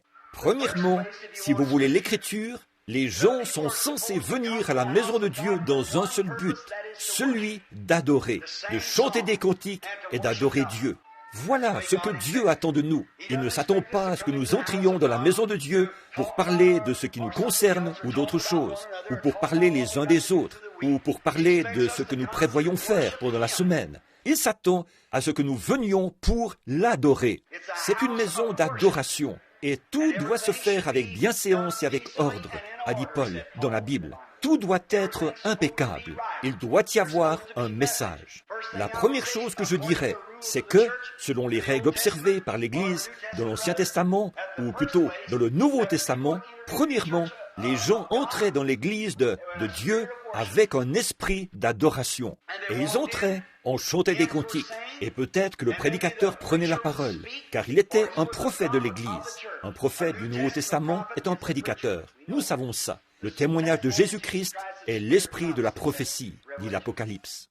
Alors, le prédicateur commençait à prêcher. Pendant qu'il prêchait, là, les bénédictions, vers peut-être la fin de sa prédication, se mettaient à descendre. Les gens disaient « Amen », se mettaient à bénir Dieu. Ensuite, dès qu'il arrêtait de prêcher, peut-être qu'un message venait. Peut-être que c'était prononcé dans des langues inconnues. 1 Corinthiens 14, 13, 14. Alors, s'il n'y avait pas d'interprète dans l'Église, ces gens devaient se taire, parce qu'ils parlent effectivement en langue, mais ils le font devant Dieu, voyez. Par contre, s'ils parlent en langue et qu'il y a un interprète, l'interprète est censé donner le message. Toutes les églises sont en train de se rallier à cela. Charles Fuller, lui qui m'avait tant fait d'histoire et rebattu les oreilles avec cela quand j'étais là-bas, maintenant il l'accepte. Et c'est ce qu'ils font partout à Long Beach. Oui monsieur, là même dans la salle, on reçoit les bénédictions de Dieu, le parler en langue, l'interprétation des langues et la prière pour les malades. Il s'était tenu là et m'avait dit en face, « Frère Branham, je ne crois pas à ce genre de choses. » J'ai dit, « Eh bien, libre à vous, ce n'est pas pour les incroyants, frère Fuller, c'est pour ceux qui croient. » Et maintenant, il prêche la même chose. Le moment vient, il faut faire face à la chose. Bon, donc, si c'est fait avec ordre, si c'est là où vous vouliez en venir, pendant que le prédicateur parle, tout doit garder le silence pour qu'on écoute le prédicateur. En effet, là, c'est la parole de Dieu qui est proclamée. S'il prêche sous l'onction, alors tous les esprits des prophètes sont soumis aux prophètes. Lorsque le pasteur s'avance sur l'estrade, qu'il ouvre la Bible, alors l'Église devrait garder le silence. Écoutez sa lecture de l'Écriture. Écoutez ce qu'il dira. S'il dit quelque chose qui vous plaît, vous pouvez dire « Amen », que le Seigneur soit béni, ou ce que vous voudrez. Amen, ça veut dire qu'il en soit ainsi. C'est la Bible qui dit de faire ça. Ensuite, après que le message est terminé, alors si le prédicateur accorde un moment pendant lequel les gens sont tous là à se réjouir, l'Esprit étant présent au milieu des gens, peut-être il enverra un autre message. S'il envoie un message, celui-ci viendra à quelqu'un, et ensuite une interprétation. Cela ne consistera pas seulement en une citation de l'Écriture, ou à faire quelque chose. Dieu ne multiplie pas de vaines paroles. Au contraire, ce sera un message adressé directement à quelqu'un, lui dictant de faire une certaine chose, ou bien quelque chose qui édifiera l'Église. Ensuite, après avoir reçu cette édification de l'Église, on dit, par exemple, quelque chose comme ceci. Quelqu'un se lève, là, et parle en langue. Quelqu'un d'autre interprète et dit, « Ainsi dit le Saint-Esprit, que telle personne aille imposer les mains à cette personne-ci, car ainsi dit le Saint-Esprit. Ce soir, le moment est venu pour sa guérison. » Qu'est-ce que c'est? Alors la personne en question dit, « J'étais assis là, mon cœur brûlait pour ce bébé. Maintenant, on se lève, en obéissance à l'Esprit. On va imposer les mains au bébé et il se rétablit. Sinon, il y a quelque chose qui ne va pas. » Voyez, c'est un message adressé directement. Alors l'incroyant qui est assis là, il dit, « Une minute, dites donc, Dieu est avec ces gens-là. » Vous voyez ce que je veux dire? Ensuite, il dira, ou bien, « Ainsi dit le Saint-Esprit, que toutes les personnes qui habitent du côté sud de la ville, à partir de ce côté-là de la rue Spring, quittent les lieux d'ici 2 jours, car une tempête va venir balayer tout ce côté-là de la ville. » Alors, voilà une prophétie adressée à l'Église entière. Alors quelqu'un, le jugement spirituel, se lève et dit, « Est-ce que cela venait du Seigneur ?» Chacun, si 3 hommes intègres se lèvent et déclarent, des juges spirituels déclarent, « Cela venait du Seigneur », alors l'Église le reçoit, et tous ceux qui habitent ce secteur de la ville quittent les lieux, s'éloignent dans le délai fixé. Ensuite, si cela ne s'accomplit pas, il faut retenir cette personne. Voyez, vous avez un autre esprit au milieu de vous. Mais si cela s'accomplit, alors bénissez Dieu et rendez grâce à Dieu de vous avoir fait échapper à la colère qui allait venir. Voyez, surveillez ces choses-là. C'est ça, l'Église en ordre. 2 ou 3 messages, pas plus de 3, seront prononcés à une même occasion. Comme ça, tout ce qui est présenté, vous voyez, il faut que ce soit fait avec ordre. Premièrement, et ensuite une autre église, une autre chose qui doit se faire avec ordre, je ne sais pas. C'est peut-être une femme qui a demandé ceci. C'est que quelque chose d'autre m'est venu à l'esprit. Alors, je ferai aussi bien de le dire. Les femmes, au moment d'entrer dans l'église, devaient, selon le Nouveau Testament, devaient entrer et s'asseoir, avec le visage voilé, un air triste, et rester là pendant tout le service. Ça, c'est conforme à l'Écriture. Bon, mais je pense que la femme, bien sûr. Or, je ne vous condamne pas, les femmes. Voyez, une jeune femme est venue à moi il y a quelques instants. Non pas... Frère Junior était là, présent, au moment où est venue une femme qui avait eu des difficultés. Il n'y a pas longtemps, ses voisins s'étaient moqués d'elle parce qu'elle refusait de se couper les cheveux. Et elle est allée se couper les cheveux. Ensuite, une femme qui habite de l'autre côté de la rivière l'a complètement déboussolée. Lui a dit qu'elle allait prendre, d'une manière spirituelle, attacher ses pieds avec ses cheveux. Et à cause d'elle, cette femme a développé une phobie. Cette femme a presque perdu la raison. Elle a 2 enfants. Elle ne savait pas quoi faire. Elle restait là, comme ça. Un jour, elle s'est arrêtée en voiture devant la maison. Le Saint-Esprit est descendu et lui a parlé. Il lui a dit qu'elle allait se rétablir. Il a dit « Ainsi dit l'Esprit ». Et là, elle est restée comme ça pendant quelques jours. Et puis, hier, j'avais l'intention d'aller voir cette femme avec frère Junior et frère Funk. J'étais à moins d'1 kilomètre de là. Elle était là, en train de se peigner les cheveux. Maintenant, elle a décidé de les laisser pousser. Elle dit que les voisins se moquent et qu'ils fassent ce qu'ils voudront. Et là, le Saint-Esprit n'a pas voulu que j'y aille. Il lui a parlé, lui a dit que j'étais près de chez elle et que je voulais venir. Et hier soir, en vision, j'ai vu venir cette femme et je lui disais quel était son problème. Et elle était guérie dans mon bureau. Il y a quelques instants. Voyez? Pas vrai, frère Junior? C'est vrai.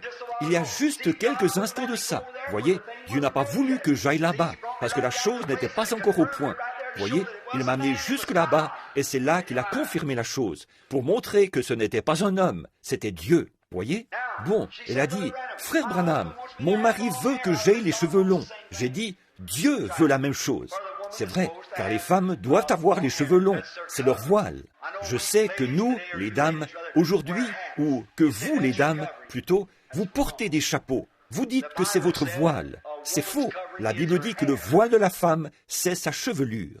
Et si elle coupe ses cheveux, il est inconvenant pour elle de prier. Pas vrai? Ça, c'est l'Écriture. Voyez? Et donc, les femmes doivent porter de longs cheveux. Peu importe ce que vous voulez en penser. C'est ce qui est l'ainsi dit le Seigneur. Indiquez-moi donc un seul endroit. Vous dites, eh bien, mes cheveux sont longs. Vous voyez, j'ai les cheveux jusqu'aux épaules. Ça, c'était des cheveux courts. Christ, vous dites, Christ avait les cheveux longs. Non, pas du tout. Christ avait les cheveux jusqu'aux épaules, à ce qu'on dit. Il les ramenait tout simplement devant, comme ceci, et les coupait. Des cheveux jusqu'aux épaules. Regardez le mot grec là-dessus, et vous verrez. Des cheveux de femme. L'homme ne devrait pas avoir de longs cheveux, parce que c'est féminin, ça. Très longs, comme ceci. Mais il les coupait ici aux épaules. C'est comme ça qu'il les coupait. Il les ramenait de derrière sa tête. Les coupait courts, comme ça. Ça, c'était des cheveux courts. Donc, les dames qui ont les cheveux jusqu'aux épaules, ça, c'est encore des cheveux courts. Bon, je ne dis pas que c'est ce qui vous enverrait en enfer, ou vous emmènerait au ciel. Ça n'a rien à voir.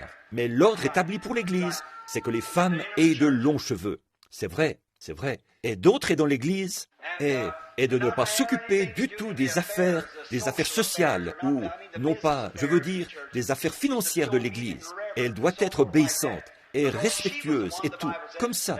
Parce que c'est elle, nous dit la Bible, qui a causé la première chute. Et c'est vrai, c'est vrai. Maintenant, en vitesse. J'espère que ça ne vous a pas froissé. Question. Comment se fait-il qu'une vision de Dieu me soit apparue au moment où j'allais prendre la communion à mon église? Verseau. Bon, c'est juste le nom d'une dame, oui, c'est le nom d'une dame. Comment se fait-il qu'une vision de Dieu me soit apparue au moment où j'allais prendre la communion à mon église? Eh bien, je n'en sais rien, sœur, à moins que ce soit ceci. Si vous avez vu Jésus en vision à votre église, au moment où vous preniez la communion, il vous indiquait ceci, que c'est lui que vous receviez sous forme de symbole. La communion représente le corps de Jésus-Christ, et c'est lui que vous receviez en symbole dans votre corps. Donc, menez une vie sans tache, menez une vie pure. Écoutez, si vous prenez la communion, on va lire ça, vous allez l'entendre dans quelques minutes, alors que vous le faites indignement, vous êtes coupable envers le sang et le corps de Jésus-Christ. Que celui qui prend cette communauté mène une vie droite devant Dieu, ou plutôt, qui prend cette communion mène une vie droite devant Dieu. Ne la prenez pas indignement. C'est tout simplement, regardez, la Bible avait prédit que dans les derniers jours, toutes les tables de Dieu seraient pleines de vomissements et que personne ne serait capable de comprendre. Pas vrai? Regardez, il n'y a pas longtemps, je suis allé dans un grand tabernacle. Je ne le nommerai pas. Vous le connaissez tous très bien. Savez-vous ce qu'ils ont servi à la communion? Ils ont pris une miche de pain vital, de pain léger, et ils ont tranché ça. Et un groupe de diacres. D'ailleurs, le prédicateur a déclaré que 7 d'entre eux étaient des ivrognes. C'est vrai. Et tous, tout le groupe, on les voyait qui passaient dans la salle, en parlant aux gens. Et quand on a laissé sortir les gens, à la fin du culte, entre l'école du dimanche et le culte, presque tous, y compris le pasteur, sont sortis fumer des cigarettes dehors. Puis, ils sont revenus à l'intérieur et ont pris la communion du Seigneur. Dieu a dit qu'il ne vous tiendrait pas pour innocent de cela. Beaucoup sont malades et faibles parmi vous, et un grand nombre sont morts. C'est vrai. Il a dit, toutes les tables de Dieu sont pleines de vomissements. À qui vais-je pouvoir enseigner la doctrine? Il a dit, car c'est précepte sur précepte, règle sur règle, un peu ici, un peu là. retenez ce qui est bon, car c'est par des lèvres balbutiantes et des langues étrangères que je parlerai à ce peuple. Et voici le repos dont j'ai dit qu'il viendrait. Mais malgré tout ça, ils ont hoché la tête et se sont éloignés. Ils ont dit, nous ne voulons pas écouter. Regardez où nous vivons, mes amis. Oh, miséricorde, réveillez-vous. Oui, votre vision, sœur. Si vous êtes une femme bonne, pure, sainte devant Dieu, vous étiez là et Jésus vous indiquait qu'il donnait la communion, que c'est lui que vous receviez là, en symbole. Et si vous ne l'êtes pas, alors il vous adressait cette mise en garde. Vous devez vous mettre en règle avec Dieu avant de refaire une telle chose. Je voudrais savoir ce que signifie ce qui suit.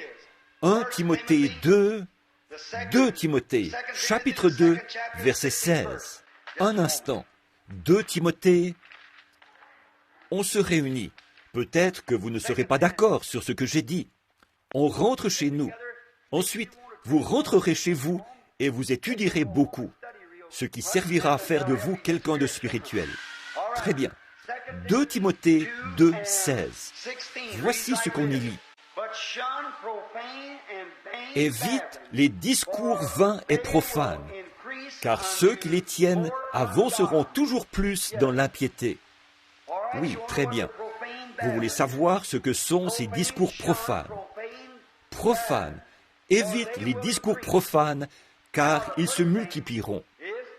Bon, la première chose, les discours profanes, car ils se multiplieront.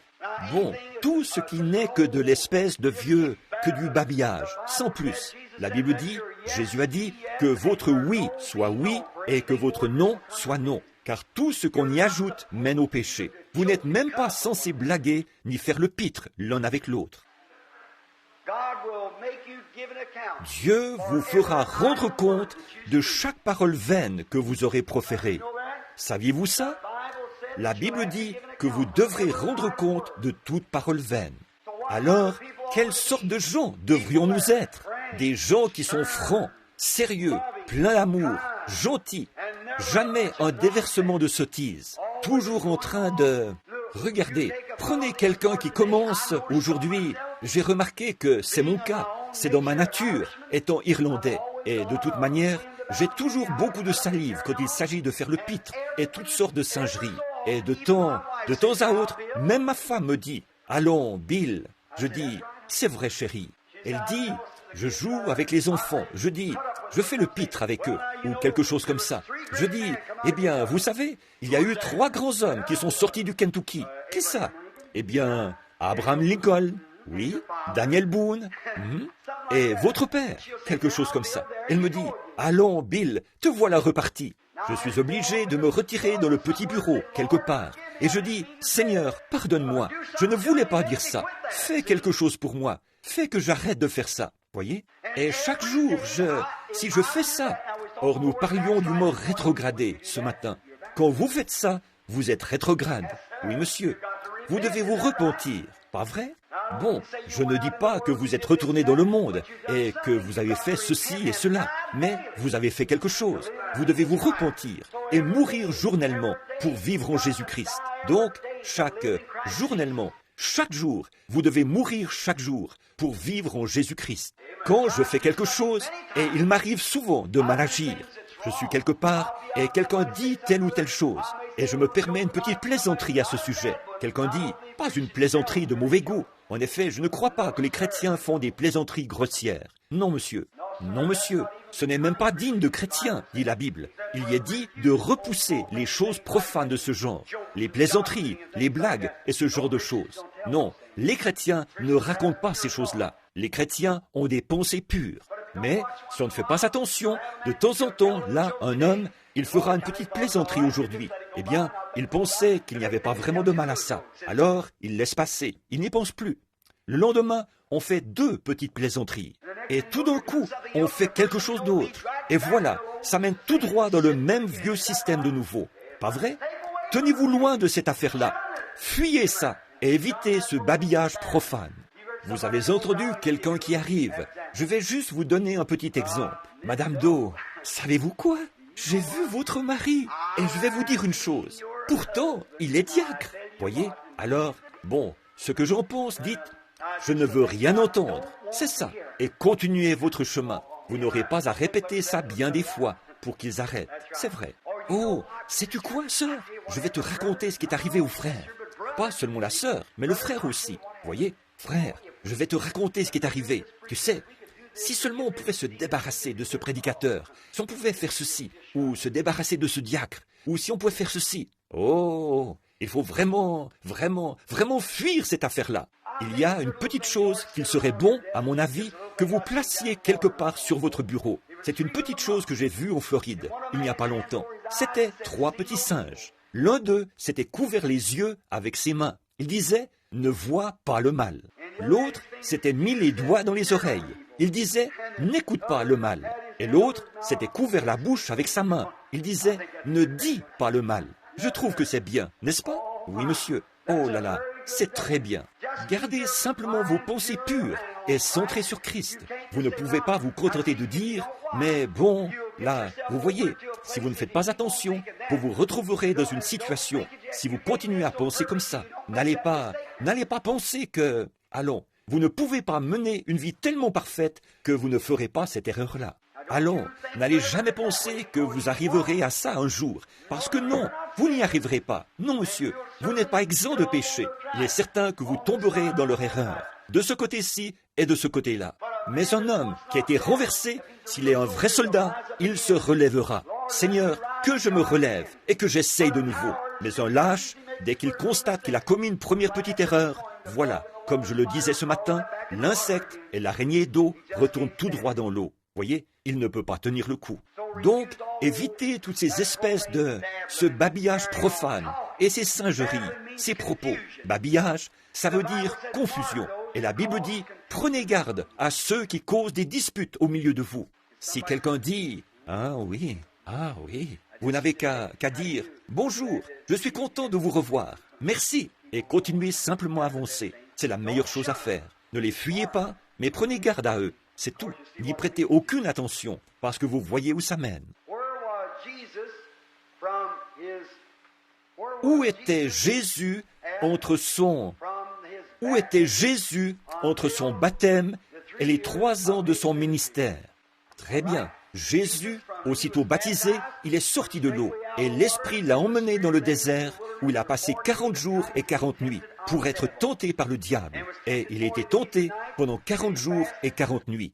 Il a jeûné, et il est sorti. Le diable l'a tenté lorsqu'il est sorti de son jeûne. Il a résisté au diable au moyen de la parole de Dieu, et il est entré dans son ministère et a prêché pendant 3 ans et demi, selon les Écritures. Regardez, bien longtemps avant, dans Daniel, Dieu avait parlé et avait déclaré qu'il allait prêcher pendant 3 ans et demi, et que, pendant cette période-là, il allait être retranché pour être un sacrifice. Exactement. Dès la fondation du monde, il avait été destiné à cela. C'est vrai. C'est dans Matthieu chapitre 4 que vous trouverez ça. Si ça ne correspond pas tout à fait à ce que vous croyez, ça ne fait rien. Bon, celle-ci, Voyons un peu ce que... Oh oui, où sont les... Nous avons répondu à ça tout à l'heure. Où sont les morts? À une certaine époque, étions-nous tous blancs ou tous de couleur? Sur lequel des deux la malédiction a-t-elle été prononcée? Bon, pour autant que nous sachions, je ne saurais vous dire si Adam et Ève étaient blancs ou bruns ou jaunes ou noirs. Je ne saurais vous le dire. Personne d'autre ne le sait. Je pense qu'il n'y a que Dieu seul. Il était là-bas. Or, au départ, nous parlions tous une seule langue et nous formions un seul peuple. Et ce, jusqu'à la tour de Babel, la confusion. Et là, leurs langues se sont diversifiées. Pour autant que nous sachions, jusque-là, ils ne formaient tous qu'un seul peuple. Ils se sont alors séparés et se sont dispersés dans différentes parties du monde. Et quelques-uns considéraient par exemple un animal. Considérez n'importe quelle vie qui tire sa nourriture d'une certaine terre. Elle prendra la couleur de celle-ci. S'il y a un chasseur ici, suivez-moi pendant quelques instants. Allez au Mexique et prenez un coyote. Allez plus haut, en Arizona, et prenez un coyote. Allez dans le nord et prenez un coyote pareil. Et regardez les 3 couleurs. Prenez un monstre de Gila qui a grandi au Texas et prenez-en un qui a grandi en Arizona. Et regardez la différence entre les deux. Voyez, c'est à cause de la terre dont ils se nourrissent. Voyez, maintenant, le Chinois Le Chinois est une personne de race jaune, le Japonais est tout, et le Chinois. L'Éthiopien, lui, est un homme de couleur, ou le noir que nous avons maintenant. Lui, il était allé dans ces pays du continent noir, là-bas, et ils étaient, et puis les hommes blancs, eux, c'étaient les anglo-saxons, c'est ce que nous sommes, et ceux d'ici, que nous appelons les blancs, eux, ils sont issus de l'Angleterre, qui s'appelait autrefois Terre des Anges, parce qu'ils étaient blancs, et blonds, et ainsi de suite. Et ils se sont dispersés en Irlande, en Norvège, et ainsi de suite, par là. Et tous ceux-là sont issus des anglo-saxons. Or, lequel a été le premier, et lequel a été maudit? Aucun d'eux. Je sais où vous voulez en venir. Vous voulez en venir à Cam. Je sais dans quelle direction vous allez. Au peuple de Cam. Bon, il y avait Cam, Sem et Japheth. Or, Cam, lui, il n'a pas cherché à cacher la nudité de son père. Au contraire, il a ri et s'est moqué de lui. Et Dieu a prononcé une malédiction sur Cam, parce qu'il avait regardé la nudité de son père et qu'il n'avait pas cherché à couvrir la honte de celui-ci. Sem et Japheth, eux, ils ont marché à reculons et ont jeté leur manteau sur leur père, pendant qu'il était couché là, nu. Et alors Dieu a dit à Cam que sa postérité allait servir celle des autres. Or, si vous avez pensé que c'était une malédiction de prendre une couleur foncée, eh bien, alors le juif aussi, il est de couleur foncée. Si vous pensez que c'est ce que nous appelons l'homme de couleur, ou le noir de ce pays, celui qu'il y a ici maintenant, alors vous devriez aller en Inde. Les Indiens sont de couleur beaucoup plus foncée que les Noirs. Je suis allé dans leur pays, à tous les deux. Il y a l'Éthiopien, là-bas, celui qui est de l'Éthiopie, et l'Africain, l'homme de couleur tel que nous le connaissons aujourd'hui. Ils sont là-bas, et beaucoup d'entre eux sont encore primitifs dans leur tribu, à peu près comme nous étions quand Jésus est venu. Les Blancs étaient tout aussi primitifs que les indigènes de l'Afrique le sont maintenant, peut-être encore plus. Souvenez-vous, il y a 2000 ans, nous étions des membres de tribus, nus, là-bas, en train de chasser, munis d'un arc et de flèches, et d'une hache de pierre. C'est tout à fait vrai. Nous, les anglo-saxons, c'est tout à fait vrai. Qui est quoi, alors? Je vais vous dire qui est celui qui est maudit aujourd'hui. Celui qui refuse Jésus-Christ. Et c'est tout. Celui qui accepte Jésus-Christ est béni. Alors, vous ne pouvez pas dire « J'irai chercher l'Esquimau, là-haut, dans son pays. Il est là-bas. Et cet homme est de couleur plus foncée que les gens de couleur que nous avons ici. J'irai en Inde, chercher les Indiens. Et lui, il n'est pas un homme de couleur. Il est vraiment noir. Il est plus noir que de couleur vraiment très noire. Et il est ce qu'on appelle, et il est indien. Bon, maintenant, en Afrique, on trouve certains Africains certains sont de couleur claire, certains sont presque comme blancs, et certains ne sont pas tous pareils. Vous allez voir les Juifs. Vous dites que tous les Juifs ont le teint foncé. Le Juif est brun de peau, oui, mais j'en ai vu beaucoup qui avaient les cheveux roux et les yeux bleus, la peau claire. Voyez? Donc, voici toute l'affaire. Nous sommes tous issus d'un même arbre. C'est vrai. Et nous avons tous été maudits à cause de la chute qu'il y a eu en Éden. Et nous sommes tous sauvés grâce à la résurrection de Jésus-Christ. Voilà, c'est ça. Alors, il n'y a là aucune malédiction. Ceux qui sont maudits, ce sont ceux qui ne croient pas. Ceux qui sont bénis, ce sont ceux qui croient. Donc, ce n'est ni l'un ni l'autre, mon ami, ni l'homme noir, ni l'homme de couleur, ni l'homme blanc, ni l'homme jaune.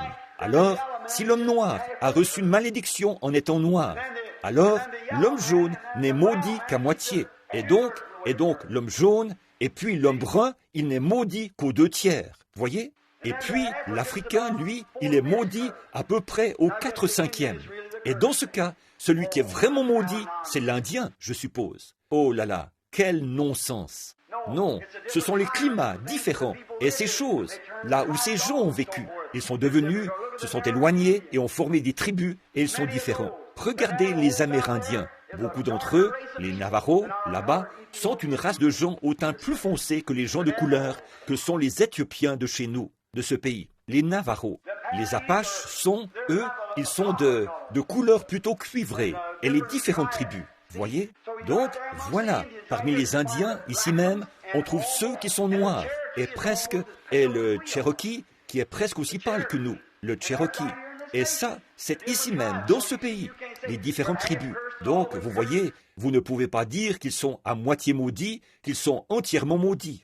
Ils n'ont pas reçu une malédiction en étant noirs. Ils n'ont pas reçu une malédiction en étant jaune, ni en étant blanc. La seule malédiction que je connaisse, c'est l'incrédulité à l'égard de Jésus-Christ. Je sais, Denis, je dois terminer. C'est l'heure. Mais il me reste 2 questions. Bon, alors, où sont les tribus dispersées, les 10 tribus égarées d'Israël? Genèse 44-49. La tribu de Joseph dispersée dans de nombreuses nations.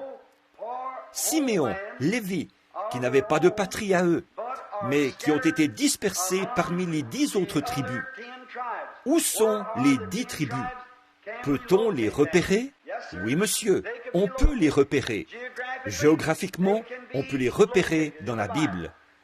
Dieu nous dit là à quel endroit ils seront dans les derniers jours et quelle sera leur fin. Et maintenant même, je viens de lire un livre qui dit que là-bas, en Israël, où étaient ceux-là, dont il avait dit que l'un d'eux avait plongé les pieds dans l'huile, et tout. Dieu les a tous situés. Ils sont installés à différents endroits. Et les Juifs retournent tous en Palestine. C'est là que Dieu a promis qu'ils seraient dans les derniers jours. Une dernière question. Puis, je ne puis croire que Dieu ait envoyé des guerres pour exercer un jugement. Je ne puis croire que Dieu envoie des guerres pour exercer un jugement. Écoutez bien pendant un instant. Je ne crois pas, comme certains le croient, que ce soit Dieu qui ait placé l'épée dans les mains de ces hommes sanguinaires, de l'ancienne Babylone jusqu'à Hitler, pour qu'ils fassent périr des femmes et des enfants innocents avec les coupables, afin que soit exécuté le jugement de Dieu. Que Dieu, mon Dieu d'amour, ne ferait pas, ferait pas cela.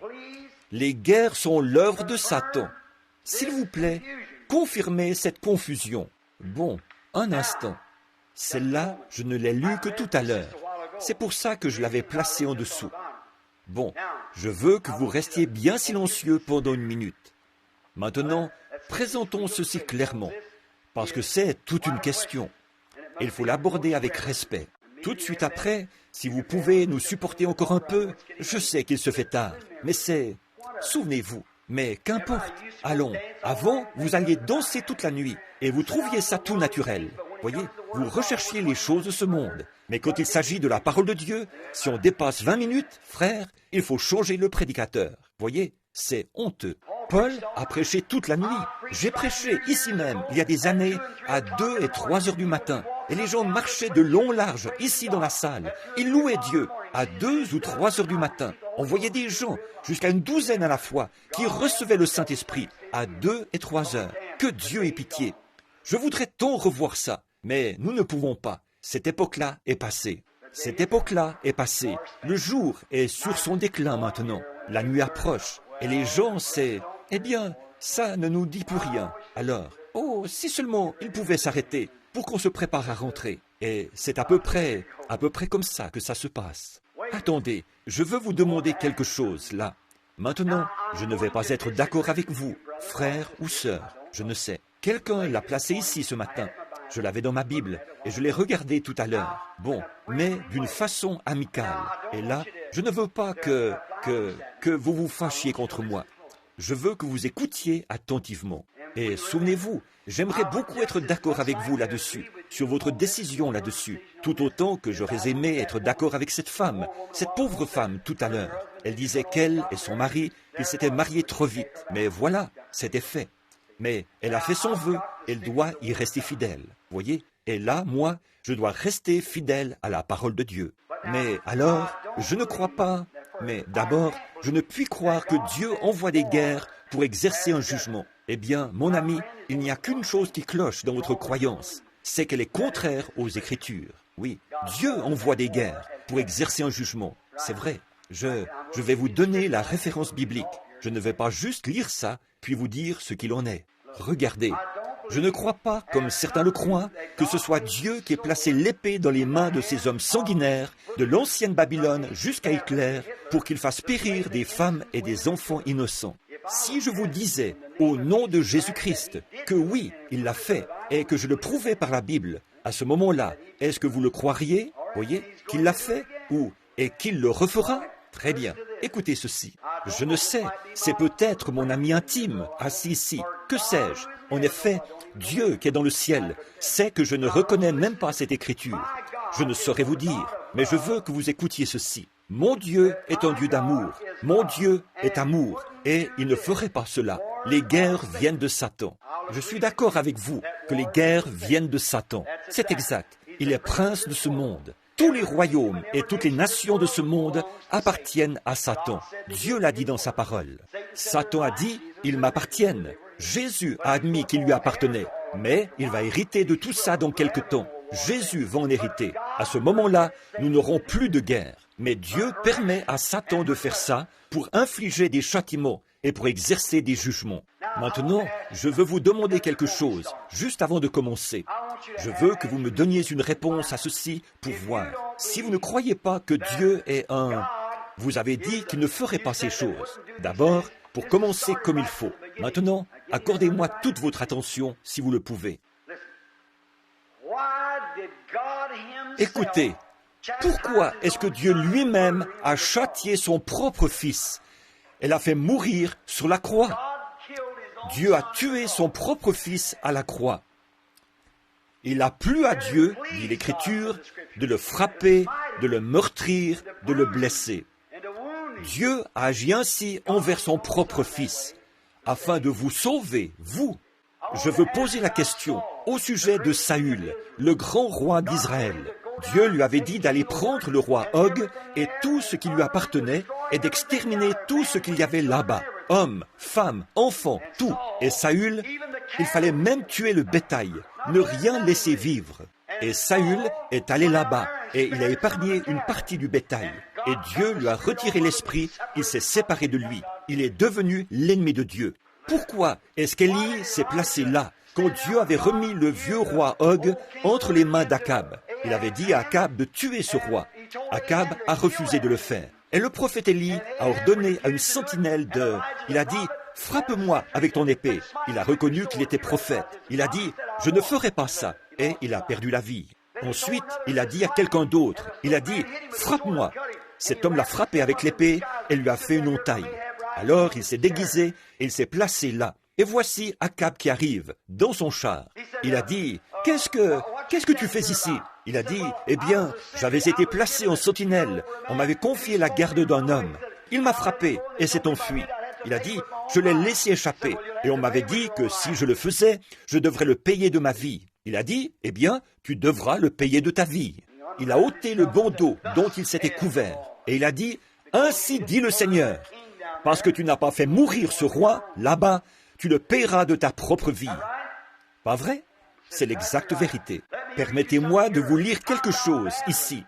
Que dire de Babylone, quand Dieu a envoyé Josué là-bas, et qu'il a exterminé petits bébés, enfants et tout le reste. Et s'il laissait la vie à quoi que ce soit, il a tout anéanti. Les petits bébés philistins, il les a fait périr tout simplement. Dieu le lui avait ordonné. Et s'il ne l'avait pas fait, ça aurait été au prix de sa propre vie. Dans quelques minutes, je vais éclaircir tout cela. Dieu est amour, l'amour parfait. Mais vous ne savez pas ce qu'est l'amour. C'est pourquoi aujourd'hui, les gens ne savent pas ce qu'est la foi. Dieu est amour. Il doit demeurer dans l'amour. Il est souverain à l'égard de sa parole. Et il doit tenir sa parole. Il doit vous aimer. Et s'il vous aime, il se doit de vous protéger. Écoutez bien, vous parlez d'enfants qui ont été abattus. Un instant, je vais vous montrer quelque chose ici dans les Écritures, ce que dit la Bible ici, sur ces choses. Prenons ce passage ici et écoutez ceci un instant. Voyons ce que Dieu a dit. Maintenant, je lis dans Ézéchiel chapitre 9, si vous voulez le noter. Écoutez bien. Puis il cria d'une voix forte à mes oreilles, « Approchez, vous qui devez châtier la ville, chacun son instrument de destruction à la main. » Or, c'est Dieu qui parle là. Et voici, 6 hommes arrivèrent par le chemin de la porte supérieure du côté du septentrion, chacun son instrument de destruction à la main.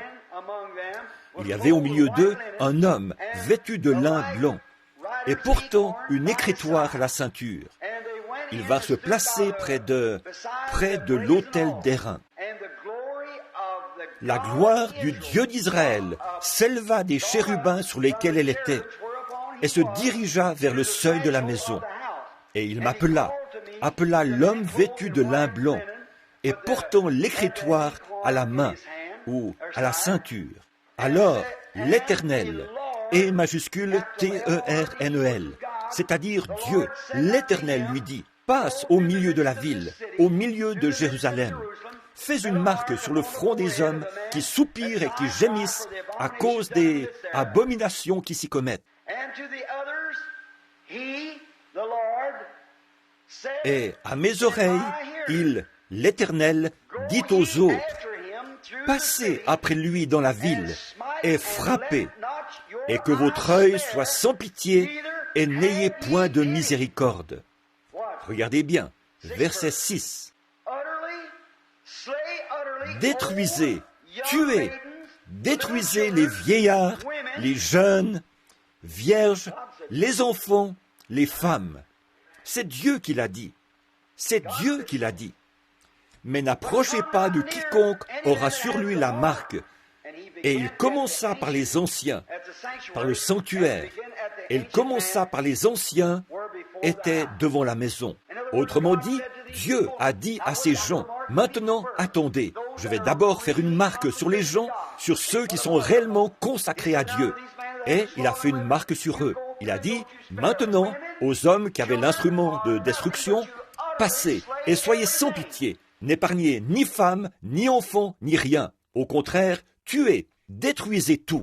Dans le monde antédiluvien, au moment de la destruction, alors qu'il y avait sur terre des millions de millions et des milliards de personnes, Dieu y a envoyé un vieux prédicateur de la sainteté qui s'appelait Noé. Et celui-ci a prêché pendant 120 ans. Et il a dit aux gens d'entrer dans l'arche et que tous ceux qui n'entreraient pas dans cette arche allaient périr. Et le Dieu Tout-Puissant, qui avait autorité sur les cieux, a fait descendre les pluies qui ont exterminé des millions de vieillards, de jeunes gens, de petits bébés, qui ont été asphyxiés et ont péri dans les eaux. Le Dieu Tout-Puissant, et il est le Dieu d'amour, parfaitement. C'est vrai, forcément. Il aime les siens. Il faut qu'il soit souverain à l'égard de sa parole. Donc, non pas pour soulever une controverse, mais je ne suis pas d'accord avec vous.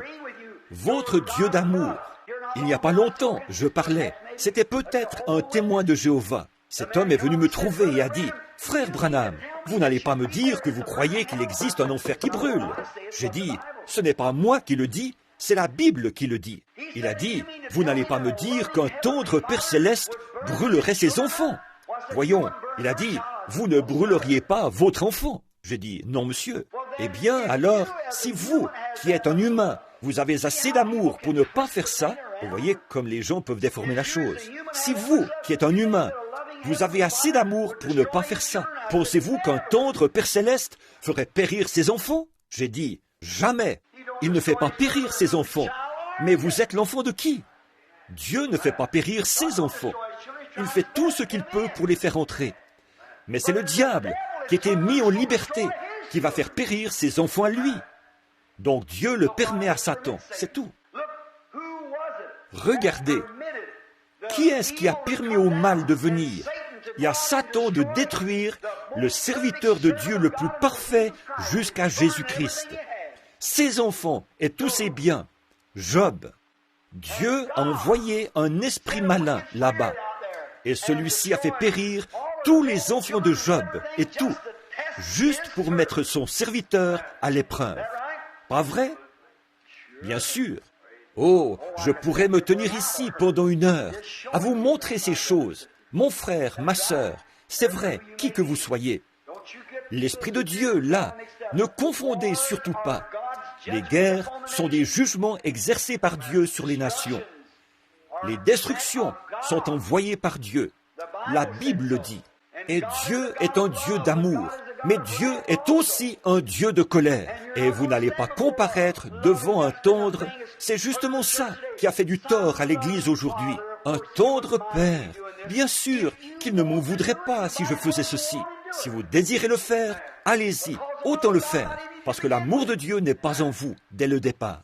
Nous sommes sur le point de prendre la communion dans un instant. Et je tiens à ce que ceci pénètre profondément en vous. En fait, ce qu'il y a dans votre cœur, c'est ce qui produira, ce qui fera de votre vie ce qu'elle est. La sorte de semence que vous mettez en terre produira selon son espèce. Comment pouvez-vous, à partir d'un plant de maïs, produire un plant de stramoine? Vous ne pouvez pas. Pas plus que vous pouvez, à partir d'un grain de maïs, produire un gratteron. Vous ne pouvez pas produire cela, parce que ce sont deux natures totalement différentes, deux vies totalement différentes. Là, vous pourriez prendre une semence de stramoine et une semence d'oignon, et la ressemblance entre les deux est tellement parfaite que même le meilleur homme dans ce domaine ne pourrait pas les distinguer. C'est vrai, la seule chose à faire, c'est de les planter. Elles ont toutes les deux la même apparence naturelle. Mais plantez-les. Toutes les deux, elles produiront. L'une, ce sera de la stramoine, et l'autre, ce sera un oignon. C'est tout à fait exact. Vous dites, pourquoi donc? Qu'est-ce qui fait que cette semence, qui a exactement la même apparence que celle-ci, produit une sorte de vie différente? C'est parce que c'est cette sorte de vie-là qui est en elle. De même, un homme ou une femme qui fait profession d'être chrétien, mais qui ne mène pas cette sorte de vie par la grâce de Dieu, c'est de la stramoine. Vous les reconnaîtrez à leurs fruits. Si cette chose-là est dans votre cœur, elle rend témoignage de ce que vous êtes ailleurs. Si c'est quelque chose de mauvais, cela rend témoignage que vous êtes ici, en bas. Quand vous mourrez, il vous faudra tout simplement aller là où vous êtes déjà. Si vous êtes bon et que vous êtes bon parce que Dieu a fait de vous quelqu'un de bon et que vous êtes né de nouveau, alors vous irez forcément dans cette direction-là, parce que cette vie devra rendre témoignage de ce lieu. Si elle rend témoignage d'ici, c'est là que vous irez. Si elle rend témoignage de là-bas, c'est là que vous irez. Voyez? Ce que vous êtes ici. Maintenant, retenez bien ceci. Je vais terminer. Mais ce que vous êtes ici est une indication que vous êtes quelque chose d'autre quelque part. Vous avez toujours désiré vous trouver dans la perfection. Vous, les chrétiens. Il existe une perfection. Et cette perfection ne se trouve pas dans cette vie. Mais chaque homme et chaque femme ici qui sont chrétiens, chaque personne ici qui est chrétienne en ce moment est déjà glorifiée dans la présence de Jésus-Christ. Et vous avez un autre corps. Vous ne l'aurez pas à un autre moment, vous l'avez maintenant même. Maintenant même, un autre corps vous attend. Si celui-ci devait périr, pouvez-vous concevoir cela? Étudiez cela pendant un instant. Savez-vous que nous pourrions tous nous retrouver dans l'éternité avant que le soleil se lève demain matin? Or, si vous n'êtes pas chrétien, mon ami, il n'y a qu'une chose qui vous attend. Vous devrez forcément prendre cette direction-là. Si vous êtes sur ce chemin-là, vous devrez suivre ce chemin-là. Si vous êtes un grain de maïs, vous produirez du maïs. Si vous êtes un gratteron, vous produirez une vie de gratteron. Maintenant, si vous avez fait partie d'une église quelque part, où on ne sait pas, et où on n'enseigne pas, et où on se contente de vous laisser venir à l'église et être un membre d'église. Vous dites, eh bien, frère Branham, mon église enseigne que nous devons accepter Jésus-Christ comme notre sauveur personnel. Si nous croyons au Seigneur Jésus-Christ, nous sommes sauvés. Si votre vie ne correspond pas, vous n'y êtes pas encore. Savez-vous que le diable croit que Jésus-Christ est le Fils de Dieu? Savez-vous que Savez-vous que le diable a publiquement confessé que Jésus était le Fils de Dieu? Et il n'était pas sauvé. Et il n'aurait pas pu être sauvé. Il est le diable. Donc, de confesser que Jésus est le Fils de Dieu, savez-vous que tous ces pharisiens et sadducéens, tous, ils étaient des gens très pieux et très religieux.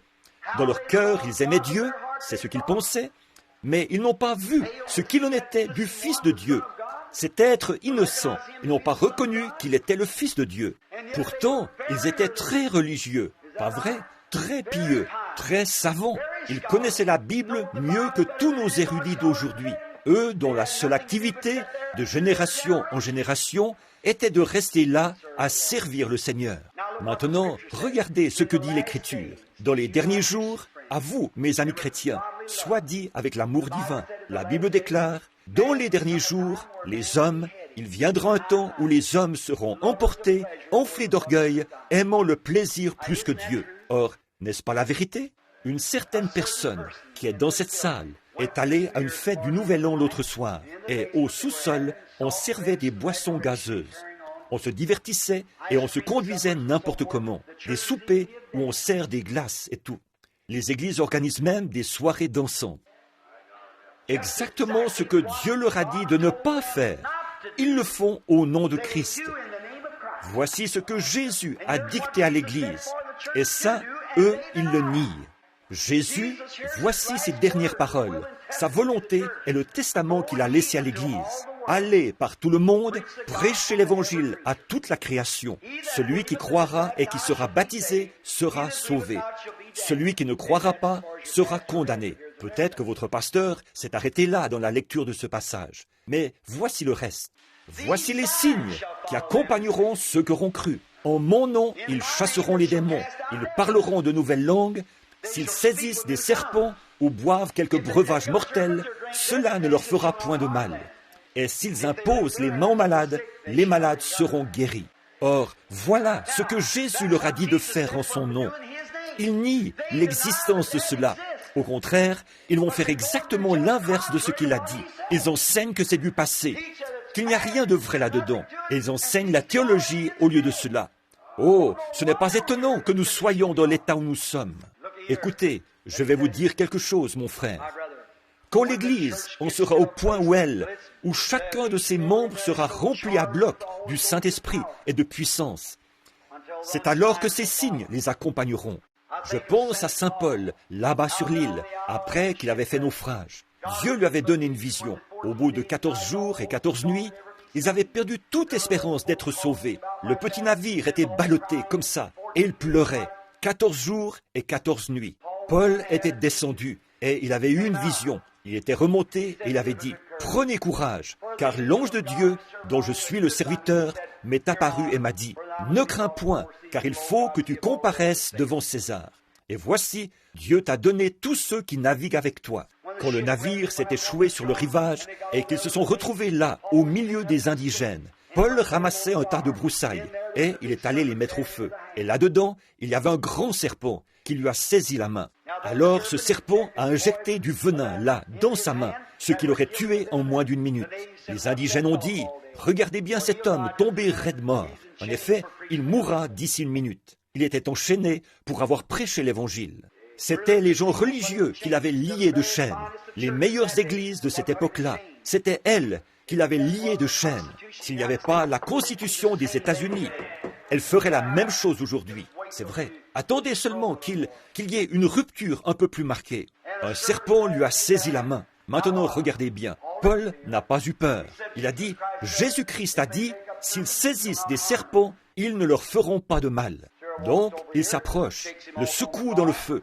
Il retourne chercher les broussailles et on remet au feu. Il se retourne, se réchauffe le dos, se retourne de l'autre côté, se réchauffe les mains.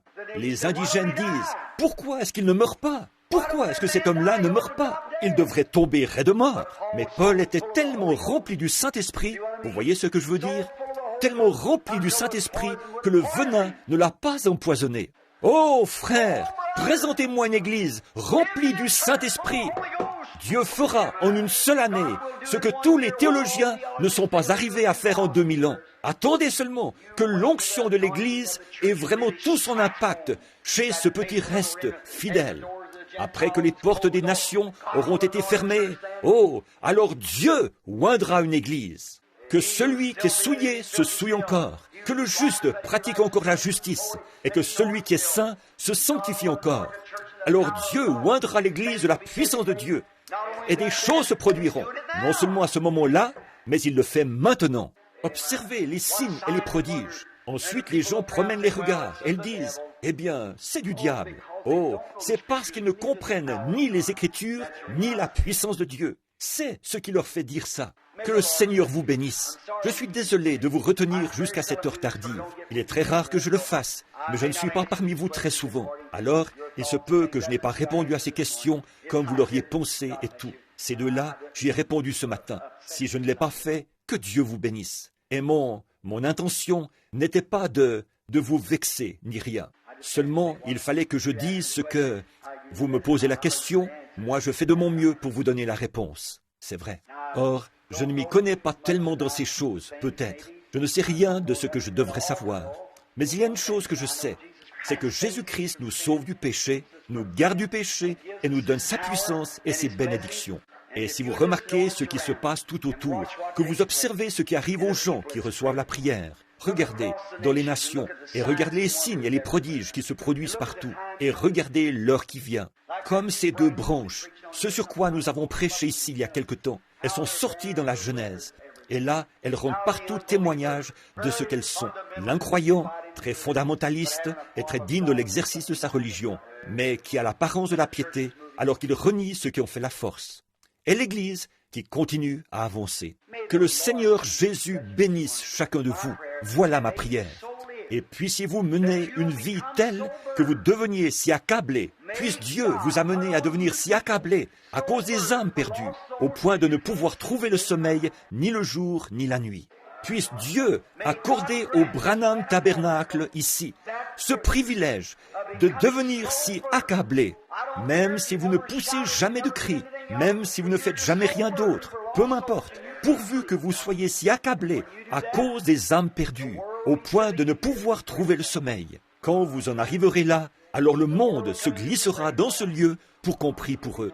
C'est vrai, le monde entrera ici pour qu'on prie pour eux. Vous serez connus partout.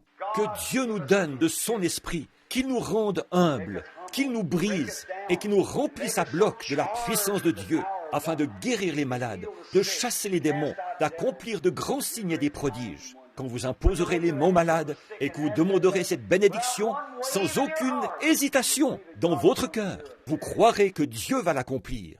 Observez le patient, il commencera à se rétablir. Pourquoi? Le mal est sorti de lui, tout comme l'arbre qui était là, que Jésus a regardé et qui ne portait aucun fruit. Il a dit, sois maudit. 24 heures plus tard, ils sont passés par là. Pierre a dit, regarde, les feuilles ont déjà commencé à se dessécher. Il est arrivé quelque chose. La parole de Dieu avait été prononcée. Jésus a dit, ayez foi en Dieu, car si vous dites à cette montagne de sauter de là et que vous ne doutez pas, elle vous obéira. Ayez foi en Dieu. Maintenant, c'est le moment de la communion. Pendant que nous inclinons la tête, je vais demander que quelqu'un vienne au piano. Seigneur, c'est maintenant l'heure, le moment où peut-être que les hommes et les femmes, Seigneur, partout dans le monde, verront que la grandeur du jugement approche, où Dieu jugera toutes les nations dans leur situation politique. Partout, en tout lieu, et tous, ils devront subir les jugements de Dieu. Et Père, nous sommes si heureux de savoir qu'il y a un moyen d'échapper pour ces gens, pour ceux qui désirent échapper. Et cette voie, c'est par Jésus-Christ qui est la postérité de David. Et nous te remercions, Père bien-aimé, de l'avoir envoyé sur terre, lui qui était l'intermédiaire vers lequel nous pourrions aller. Tu allais intercéder pour nous et ôter nos péchés, afin que nous échappions à la colère et au jugement de Dieu. Nous savons que la colère va venir. Et alors, comme Jean l'a dit autrefois, fuyez la colère à venir. Maintenant, Seigneur, nous prions, comme nous allons prendre la communion ce soir, que tu nous sanctifies, Seigneur, par ton sang purificateur, et que chaque péché de ces gens soit pardonné. Je te prie humblement et sincèrement, ô Dieu, de ne pas permettre qu'un seul d'entre nous la prenne indignement. En effet, tu as dit dans ta parole que si nous le faisons, alors nous sommes coupables envers le corps et le sang du Seigneur. Maintenant, Père, fais que ces gens soient saints et consacrés, afin que nous puissions la prendre en étant irrépréhensibles. Et maintenant, Père, nous sommes conscients que la première fois que la communion a été donnée, c'était en Égypte. Et ces gens qui ont pris la communion, l'agneau et le pain, au moment de se mettre en route, pendant 40 ans, ils ont fait route dans le désert, et quand ils sont sortis du désert, Il n'y avait pas un seul infirme parmi eux. Ils avaient pris la communion. Ô Dieu, fais miséricorde. Je prie que tous les malades soient guéris, que tous les perdus soient sauvés. Et ceux qui sont formalistes et indifférents, puissent-ils s'approcher des feux de Dieu, y réchauffer leur âme. Accorde le Seigneur. Pardonne-nous maintenant et aide-nous. Nous prions au nom de ton Fils. Et pendant que nous avons la tête inclinée, je me demande, alors que le frère joue un peu au piano, s'il y a ici une personne qui voudrait lever la main pour dire « Frère Bill, sincèrement, pour l'état d'une âme, je veux que vous ayez une pensée pour moi. Je veux recevoir le Saint-Esprit. Voulez-vous lever la main pour dire « Ayez une pensée ». Que Dieu vous bénisse. Que Dieu vous bénisse. Et vous, et vous, et vous, et vous, que Dieu vous bénisse. Et vous, que Dieu vous bénisse, madame. Et vous, et vous, et vous, frère. Oh, il y a des mains partout. Que Dieu vous bénisse, frère. Que Dieu vous bénisse. Que Dieu vous bénisse, sœur. Vous, sœur, je vois votre main. Vous indiquez que vous voulez recevoir le Saint-Esprit. Que Dieu vous bénisse, frère. Ne désirez-vous pas avoir une marche plus rapprochée? Souvenez-vous, mes amis, nous vivons tout près de la venue de notre Seigneur. Dieu confirme maintenant ses paroles. Il y a des signes et des prodiges partout. Or, certainement que Dieu ne permettrait pas que j'aille dans divers lieux, que je sois loin du Saint-Esprit, afin d'accomplir des signes et des prodiges, que je revienne prêcher la parole et tout, et qu'il y ajoute sa bénédiction partout, qu'il accomplisse ces choses, sans qu'il m'ait transmis une certaine conception de sa parole.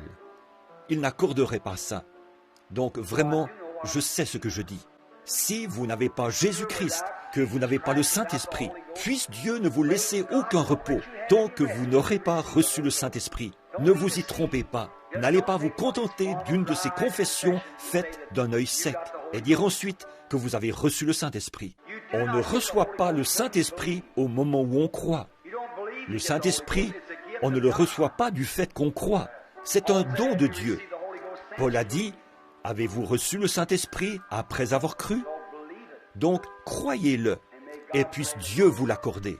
Maintenant, Père, quant à ceux qui ont levé la main, je te prie de leur donner la personne du Saint-Esprit à l'instant.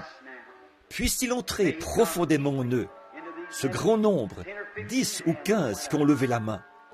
Je te prie de donner à chacun d'eux le baptême de ton être. So filled with the Holy Ghost, those signs and wonders will take place in their life. They'll see all kinds of signs, like Jesus said, these signs shall follow them that believe. Grant it, Father. We humbly pray in thy Son's name, Jesus Christ. Amen.